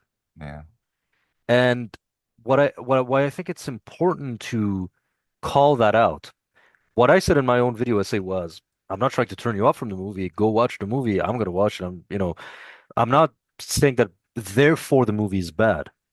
What I am saying is, let us recognize what we are being robbed of consistently. Because the problem isn't that this is an Americanized view, it's that most people don't realize that it is. mm. Right. It could When be a view. You could have a less typical culture and language adopted, say the Japanese, for example, and do their take on it, but it would be quite evident from our perspective, that's the Japanese take on it. There's so many assumptions that people make about the neutrality of a position. Oh, that's the neutral pronunciation. For example, Americans who speak Latin think that if you speak Latin with an Italian flair, if I may say ecclesiastical, so, like, oh, that sounds foreign. I'm like, are you kidding me? yeah, yeah, It's that kind of thing, that illusion, or it that we see it's so often these actors who are often of a descent of Northern Europe, such as many American actors, and they are playing these parts in these films, like you mentioned, Christian Bale, and they're just like, oh yeah, what's the problem with that? It's like it's not neutral. I interrupted you. Sorry. that's sorry. Let's go ahead. You were saying, excuse me. That's a really good point. It's that it's kind of like I mean again the neutral. Whoa, it's stupid. They have American accents as if British is somehow more neutral. Yeah, it's just an illusion. That's not a big deal. I mean, No, I, I'm not. I don't mind iconoclasm in that respect. not at all. I was not particularly jarred by the language, especially because I knew it going in, and I was almost expecting something, worse. I think the writing of what they said was a little bit more problematic is too strong a word, a little bit more of a problem as far as the movie goes, because it was sometimes it was really on the nose and ham-fisted Our age about of how they bronze is collapsing. our age of bronze is collapsing. Was there was somewhere behind the sandy and white marble statues in Troy? Was there bronze there? I didn't see, but there's any there. And I think inside the Ithaca palace, there was some Yeah. really good work done in there, but it was so dark I couldn't see it. I think, but to go back to the main point because we were discussing, yeah, exactly. So the language, everything, the Iconoclast. By the way, like I had no problem with it because I'm a fan of the Elder Scrolls fantasy series of video games, which have been using American accents since forever. You Yeah, play Oblivion, you play Skyrim, they all have American accents. So for more than 20 years, I have been completely used to it being completely normal. That's a silly thing, the yeah. accent thing, right? But what you're pointing to is very interesting. Is that this verisimilitude? I never get to say. that verisimilitude is often a perceived one, right? A lot of people were like, this movie should have been more like Troy, as if Troy is like an example of Oh God. authenticity. As if the armors in Troy were authentic to the Bronze Age? What are you talking about? Oh man, Troy, man. Or even worse, they point to 300. Which at that point I'm like, get out of here. Oh yeah, no, it should have been more. 300 is more authentic. What are you on about? It's Yeah, yeah, you as want Faramir. That's what you want. You want one-eyed Faramir telling you the story of right. So the thing is that kind of iconoclasm, iconoclasm, I'm all for. This the the general problem is that for all that little bit of, doing away with Hollywood tropes, it's 99% within that tradition of Hollywood tropes. And once again, from Christopher Nolan's point of view, a lot of people reacted to, Matt Damon's casting as if that's like just a neutral, normal casting, right? that bothered me as soon as I heard it. I'm like, the whitest man on earth? Eh, Really? and it's like, Brazilian man? Okay. and again, it's like Jim Caviezel's American, but I'm okay with him playing Jesus because he looks the part. Like, like I am very simple. I just look at the surface level. They look the part, that's good. Like Anne Hathaway didn't bother me too much. She looks like a lot of Greek women. She has dark eyes, light skin, black hair. Greek women look like this. I'm fine Yeah. with Anne Hathaway. I'm not too picky about necessarily, but that thing that you said, which is like that belief of neutrality, which is very interesting. I had, whenever I talk about the fact that Greek culture overlaps with the Western and Eastern worlds, and both are heirs to it and everything. It is very difficult for my depiction of historical facts that are universally accepted now to land for some people because I'm Iranian. And I remember some people, they will often write comments saying, well, before we listen to what this man has to say about ancient Greece and it's not being fully a Western civilization, we should consider the fact that he's an Oriental. We should take that into account. Which is funny because when a Brit says anything, nobody says, well, do you know what I mean? Boy, That that is you're that you're per right. I can imagine people saying that, but it's like, that wow, perceived really? neutrality, right? Like that The that lack of somehow self-awareness is shocking. right. And of course, what do I say? I'm saying ancient Greece was an Eastern Mediterranean civilization that did influence Western civilization, but it is not itself a Western civilization. Oh, you mean History 101? That every historian agrees on nowadays? Like it's not even controversial what I'm saying, by the way. That's just it's how the modern field of history looks at things. And Man. so once we realize, because sorry, we really went through a lot of to bring it back to that main point. Once we realize that Nolan's choices with the Odyssey are not neutral, and once we realize that they are fundamentally disconnected from the actual reality of ancient Greece, then the question becomes, well, what was ancient Greece then? If it wasn't that, what was it? And once you look at that, you discover a treasure trove of aesthetics, costumes, looks, that thing that made The Godfather. Can you imagine The Godfather without, hey, what are you gonna do? Hey, this. Could you imagine if instead of that they said, what are you going to do? Shoot a cop in the face? That thing that makes The Godfather. That is what you will, and Robert Eggers' movie, I don't know if you've seen his movies. Yeah, He is the one guy doing this right now. He is right. the one director saying, I will put my artistic vision at the service of the culture and let the culture dictate the aesthetic of the movie because the culture has enough aesthetic in and of itself. Mm, To make it clear, I'm not saying I don't want the Odyssey to exist. I'm saying we should have movies like the Odyssey. It should just not be the exclusive norm that we have. yeah. And we ought to have the other, the other alternative to it, which is, it's kind of, to me, it's kind of like, your research into historical pronunciations and everything, right? Once you realize that classical Latin was quite different, it's like, ooh, there were wuh sounds and nasal sounds. There's an aesthetic to that. There's an interesting aesthetic to that. I don't know if you want to maybe say something about that. That it's I, the I remember when learned, and I was that's really back what 2018, I think, when I was starting to make a lot of videos again, and I was promoting I mean, it's right in Vox Latina. I mean, it's right, that's what this has been around for decades. We should know how to do this. So why are we not doing like a nasal M? Oh, it sounds like French. It sounds like Portuguese. That doesn't sound like Latin. your idea of what Latin sounds like is based on what? And usually, I was thinking of people, speaking Latin from North America, and of course they have a North American sound. Now, and I want to emphasize that this especially, it's way more important just to speak Latin and ancient Greek and enjoy that experience than it is to obsess over pronunciation. That's just kind of my jam. That's just fun for me 100%, yeah. because we get so much out of that experience. Nevertheless, it's useful to like the self-awareness of like you were saying that the Odyssey, it's not like you don't want the Odyssey, which is highly Americanized, even though it's Christopher Nolan's not American. But let's just say it's just like Hollywoodized, which is in America, um, sort of take on the Odyssey. You don't want it to not exist, but it would be great if people, especially Americans, realized this is highly Americanized, that the authenticity that you might think Christopher Nolan would bring is not there in many respects. And the same way, I would like people to realize if they're using like, I mean, this go for anybody. This could even go for Spaniards, how they pronounce Latin or ancient Greek or Germans, for them to realize and to gain a kind of a self-awareness that this accent that it's very hard to get rid of when you're learning and working with an ancient language, that it's not the neutral point.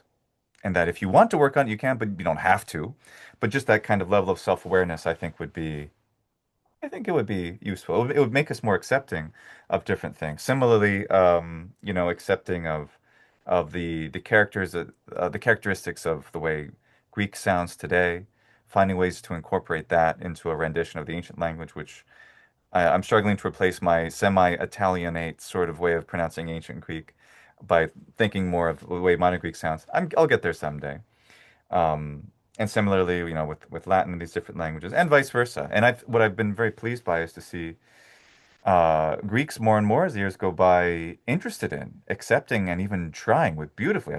There's one guy who does a lyre. I can't remember the name of his Instagram.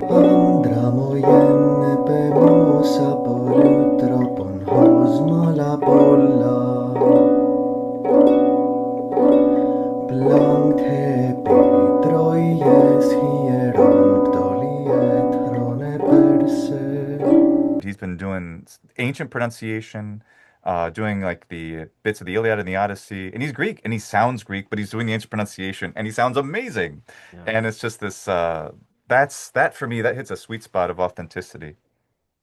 I think that's interesting. This thing that you talk about, that perceived neutrality, right, is fundamental because um it's like the British accent. Oh, but they should sound. We just take for granted that this is how it should be done, and often people don't realize that well, that is based on assumptions that are not actually founded on any kind of reality.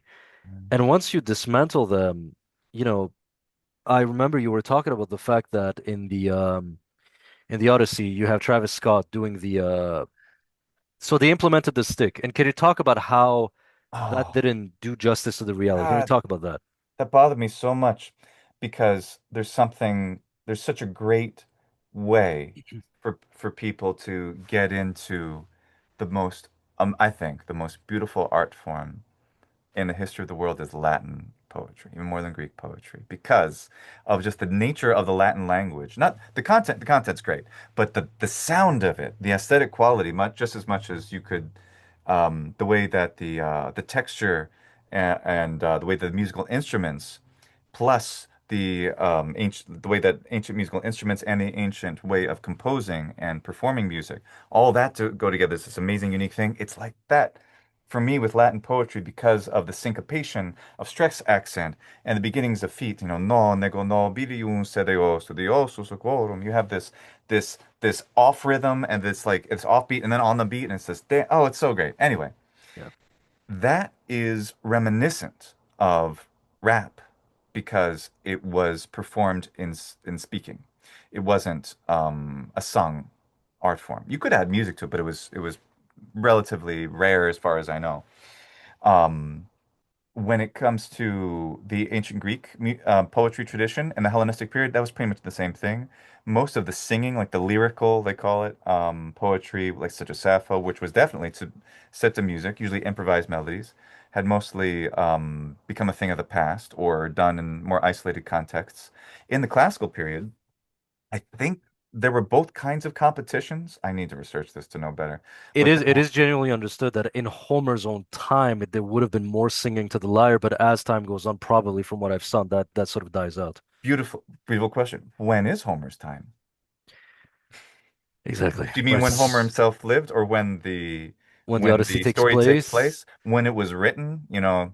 I think yeah. that's a fuzzy smear on history from like maybe Somewhere 1200 before BC. the classical period, there probably was more singing, and like musicologists agree on that. But then after Yeah. that, it seems to like die out more, and the scansion that's more like rap takes over.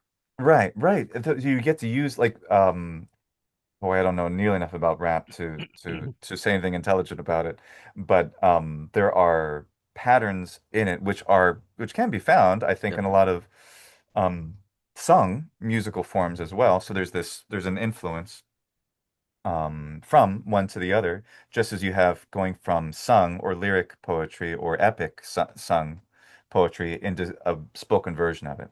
So at some point is probably two types of performance of epic. I don't know if that's necessarily when Homer, if he was seventh century or eighth century BC, if that was already extant. But the idea of the rhapsode is that you would have a the rabdos, which is the staff, and you would beat it in time, just as we would tap our feet. Just as like if I do something like men inae de te pelea deo akileo sulo menen, whether I'm singing it or speaking it, but they would be speaking it. That seems to be the best interpretation of that, and they would be pounding out the beat. And what so bothered me is you could have done a rhapsode instead of a bard. They called him a bard, but bard should be, singing. Maybe is this nitpicking too much? It bothered me because I would have loved to have him had recite. If you could have taken actually Emily Wilson's translation, which is in meter, like many of the translations are, but she is going for iambic pentameter, and so you could have had him on the downbeat, strike down with the What does Travis Scott do, Luke? What is he? Like what what's is his oh, profession? Travis Scott? He's Yeah, a rap singer. he's a rapper. Yeah. So Nolan casts a guy who raps professionally. Does he rap in the movie? No, he shouts words, and I hated it. And it was like, why could this not sound like a rap song? Or you get him who represents something that's culturally familiar to us, and do something like I can't. Oh, I wish I had a verse translation available in meter. Um, yeah, But that's the thing, right? So, okay, so when I heard that Travis Scott as a rapper a lot of people mocked this, I was like, that's genius. Oh my God, he's gonna put Travis Scott's skills to use. And he doesn't. And here's what makes me go crazy, right? Because here, a lot of people who are dismissive will often say, well, it's a movie, it's supposed to be entertaining, but that is the point. From the point of view of the art of filmmaking, right? Can you imagine that, da, da, da, da, da, da, and he's rapping and there's a rhythm. Now you can edit images to the rhythm and you can add the music to it rhythmically and the soundtrack. It literally lends itself to the format of cinematic storytelling, to the audiovisual format. You and know yet, that in Oppenheimer, you know that he always hears that flashback of the stomping of the feet of that speech he gave, and it's like a PTSD to him. So imagine if that stomping of the stick becomes incorporated in the dramatic moments of the film, and when Troy is burning down, you have that sound, and it lends itself to the broader soundtrack. Our criticism here is not merely as pedants who are saying there should have been more historical accuracy. What I'm trying to point to is the basic thesis of my channel. That historical accuracy would have equated more entertainment value as to the art form of filmmaking. yeah, From a filmmaker's point of view, it was in his best interest to be more historically accurate there. yeah, or to utilize the format and gone far further, had it actually have been um, even something like Hamilton, Hmm. to really embrace that and make it because it just sounded to me it just sounded like you have the elements. It's like having the recipe. I think that's a lot of what I saw in the film, recipe elements that were undercooked and this is one of them. I found on Google Images the very first like page of the Emily Wilson translation, which is in verse. So I don't do I have wait, I have a staff. Oh, let's go. I took this up Mount Fuji and I Oh, got all the nice. stamps along the way. So Nice. um I'll instead of pounding the ground, which we won't hear, I don't know if you'll hear it if I clap it. Usually Zoom cuts that out, but um so you know, tell me tell me about a complicated man. So tell me about a complicated man. Muse, tell me how he wandered and was lost when he had wrecked the holy town of Troy, or something like that. I don't know how to do it in a way that would be. Travis Scott would have been able to. Travis You know Scott why? might have known. Hey, Because t he's a take this, rapper. feel the rhythm in this. How would you perform this? And use the staff to do it. And I just think he was like, what is this? Oh yeah, they would pound the thing, the rhapsode, when they would deliver the poetry. Like, okay, and no one had any familiarity with the art form. But this again, see, this is the fundamental point that is that it's not just an opportunity at more historical awareness that was lost. It's an opportunity of cinematic language that was lost. To have that wrapped out gives you the ability to add the rhythmical soundtrack again, edit images rhythmically. It lends itself to the cinematic format. And that is the fundamental thing. For example, so we go back to the soundtrack, right? The soundtrack barely used elements of ancient Greek music theory. It was ancient Greek instruments, but at the service of a modern Western tonal typical soundtrack, right? Now, people here will say it's not a documentary. It's like, yeah, that's not my point. In ancient Greek music, you have strange, otherworldly modes, okay, scales, completely foreign to what we've ever heard. They have a capacity for emotional dissonance that lends itself to film soundtracks. If you're going to employ the aulos, eh, again, my criticism here is not from the point of view of somebody who's like a pedant who wants more historical accuracy.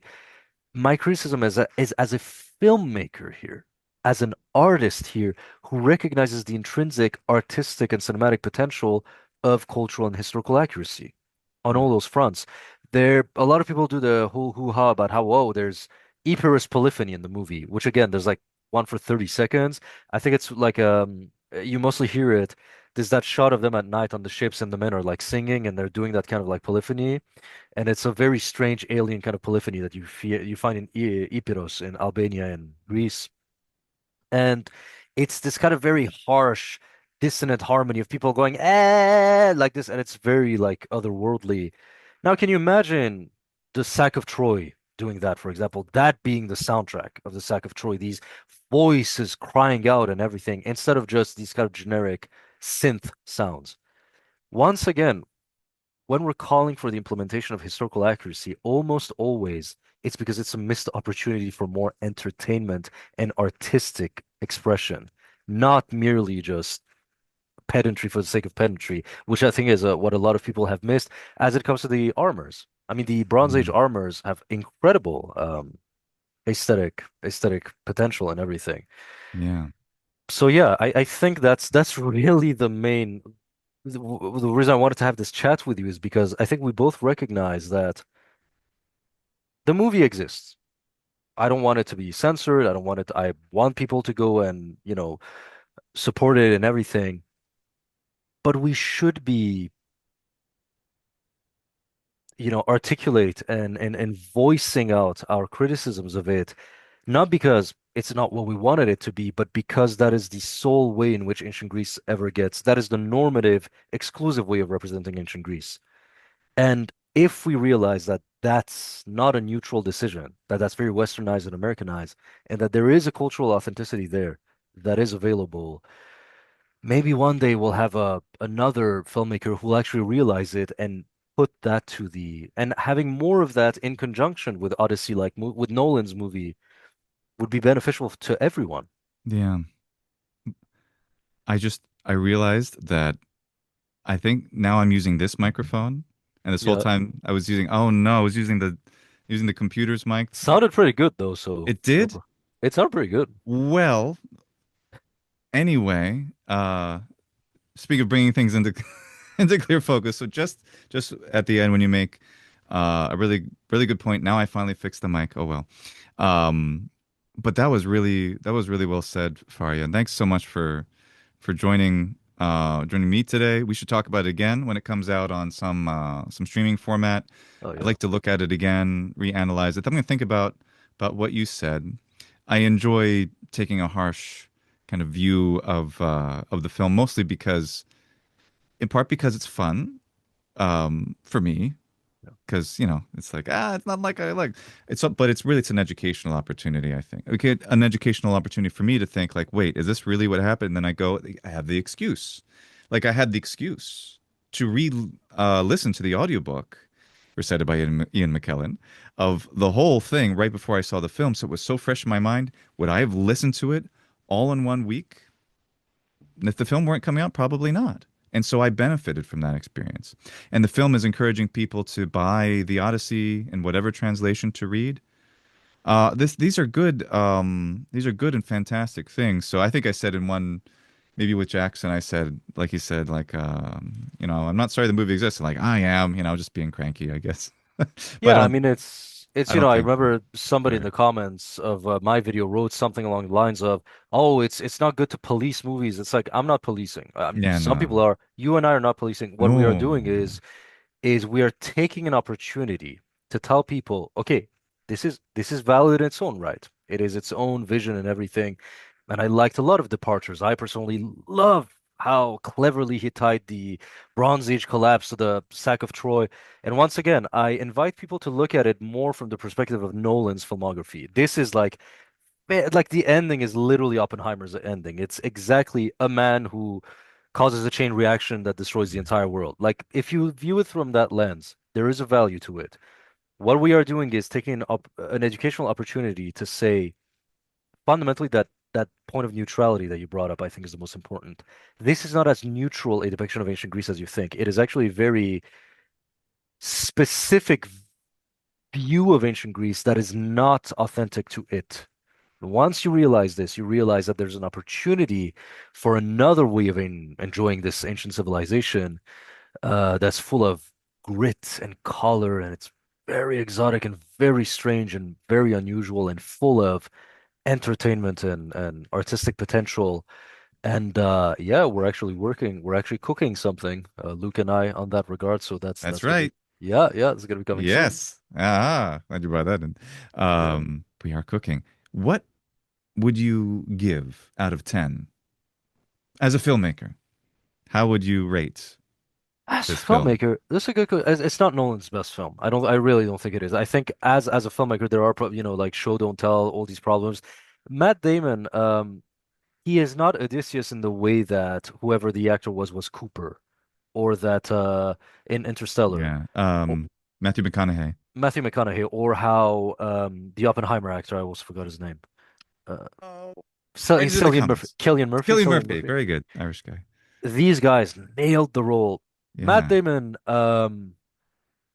he was okay. I can imagine 10 other actors in his play. Like, you know what I mean? The he was kind of bland. I think Sean Bean was a much better Odysseus. He had that glitter in his eye. And Troy, Yeah. that kind of I really didn't get that sense of Odysseus the trickster. Yes. The Liar. Crawford the liar. Crawford talked about the fact that some Scandinavians viewed Odysseus as Loki, basically, which is Yeah. very telling, right? A man of many turns. A man of many turns, right? So, as a filmmaker, I would give the movie a 7.5 to 8 out of 10. So a Mm-hmm. lot of great things to say about it. I think that Nolan failed some of his own intentions. But overall, you know, if I'm going to take a movie that completely distorts ancient Greece, but gives us a message, I'd much rather get the message of, oh, be kind to other people and don't destroy your social construct and everything, rather than 300, whose message is basically, I think you're right. I think you're right about that. 300 is nothing more than memorable cells, memorable that's like animated cells, like, or better yet, not comics, or well, graphic also novel it also illustrations. pushes it very strongly. I mean, I think one of the reasons why it reinvigorated this idea that we have in the Western world of the ancient Greeks saved Europe from the Oriental hordes, like this idea, and like people who are intelligent enough weren't, spoiled by 300, but anybody who doesn't know history better, 300 just made people stupider. Okay, like, Man, you want talk about stupid? mm, Everybody out there, read what happens to the Peloponnesian War and how many times through those ridiculously bloody and stupid decades, the Athenians and the Spartans ally with the Persians to try to one up one another. You, insofar as there is, I mean, the Battle of Thermopylae historically is very, very important to et cetera. The Greek, all this is just true. But right after that, they allied with the Persians to fight against each other. So the protagonist of the second movie, whoever he was, he ended up, Themistocles, yes, in service of the Persian Empire and everything. And right? so Yeah, most people, and a lot of people tend to say, oh, nobody takes it seriously, but they do. If you listen to how people talk about ancient Greek history, they they have been influenced by 300. They do think of the Spartans as these uber badass, deadly warriors. They do think of the Achaemenid Empire as this barbaric Eastern hordes of, that were there to burn down Greece and everything. They do think of Greece and Persia as these Gondor and Mordor instead of yeah. geopolitically aligned city-states that sometimes would. So anyway, my point is, as far as distortions of ancient Greece go, there's far worse than Christopher Nolan's, far more Yeah. cerebral and artistically, I think. And 300 is good too, but I'm just saying, it elevates your mind a little more. What are your thoughts about how much would you give it? I said with Jackson at the time 6.5 stars, and I wonder how much of that is attached, as much as tried to make it detached from my knowledge and love of the original poem. I could easily bump that up to a 7. I like to see it again.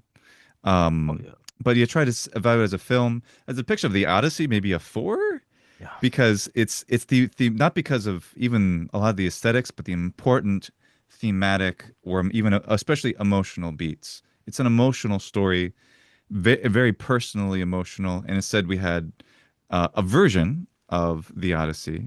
I might have said I would like to have it been called maybe Odysseus or something else. To make it okay. This is not the Odyssey, but it's super like the Odyssey, at least in these traits. But now we have this other message about PTSD, about guilt, about the consequences of an individual's actions to totally change the world for the worse. That's neat. I like all that, but at the same time, they're just not the same themes as the original. So um, that I rate lower. I don't know. I could 6.5 or 7 as a film, but I'd like to see it again because it did so many things so well and Yeah. it's so cool. And I would have loved more cool things like authentic armor or the ship. It's not the ship's just an easy thing to complain about, but the ship visually didn't bother me that much. I knew it was a Viking ship, but I wasn't thinking about that very much. Mm. But really, the emotional beats. Argos fighting with Telemachus instead of in a separate room. Also, Eumaeus is supposed to be there. Eumaeus, Philoetius, excuse me, I think his name is in English, Piloetios. He should have, she's not a character because it's more plausible if there's 4 guys fighting together. Man, if you haven't, just go and read book 22. It is awesome. Yeah. It is it is an action. It is like a nonstop Inception, Tenet, constant fighting thriller, and it's like Nolan, Yeah. dude, Yeah. what you made Eumaeus blind so he wouldn't recognize you, and now anyway, Yeah. I think I I like think those things. all art can be seen through different lenses, and I think um there's a lot of validity to the Odyssey. I think if you want to enjoy it, and if you want to go at it with a mindset where you won't enjoy it, that's valid too. People have that right. You paid for the ticket, you deal with it however you want. I personally decided to not see it as a representation of Greek culture, not see it as a representation of history, of the Odyssey and everything, and I just decided to see it as a Christopher Nolan flick. And so any misgivings and any problems that I have with the movie are from the filmmaking perspective of what Nolan wanted to achieve. Yeah. Um, But if you view it as an adaptation of the Odyssey, Yeah. it's And I'm sure I think almost everybody can agree, most people agree that it just didn't feel like 3 hours. It was riveting. yes. I mean, I was not bored for a second. And part of me was engaged mentally because I was thinking of how, oh boy, this is a neat idea. I wish this were more fleshed out, or that's not like the original. So I was constantly thinking about that. But it didn't, I'm trying to remember how I felt. I have to see it again. But yeah, I think we'd agree that just the relentlessness of it, for The good or editing was bad, very, I think, you're engaged. You're cinematically like in the yeah. moment I watching. think the note that I'd like to end this video on is that we always have to be cognizant of the fact that there's always different causes and messages working together in parallel. And I think it's important to realize that, look, we obviously as people who care about history and everything, we are mad about certain decisions that he did. And certainly I was the first to recognize that many of his decisions do have a darker history behind them that certainly is loaded and can be uncomfortable and everything. But there's also people out there who have dedicated their life to the preservation of film format. There are people out there who really are fighting for traditional filmmaking on the open seas with traditional method. And I'm part of that world too, So as somebody who is equally from that world as I am from the historical pedantic world, if you will, it's important to notice that even though maybe this movie didn't do a lot for you, it means something to a lot of people who care about other things, and those things I think matter no less than historical accuracy or cultural authenticity. And we should appreciate the movie. It did do valuable things from those angles, I think. Mm, beautifully said, Faria. Thank you so much. Karin soy echo, and that's a Merci beaucoup, tabarnak de calice. Très content d'être ici. merci alors. Merci alors. Perfect. À bientôt, Faria. À Merci. bientôt.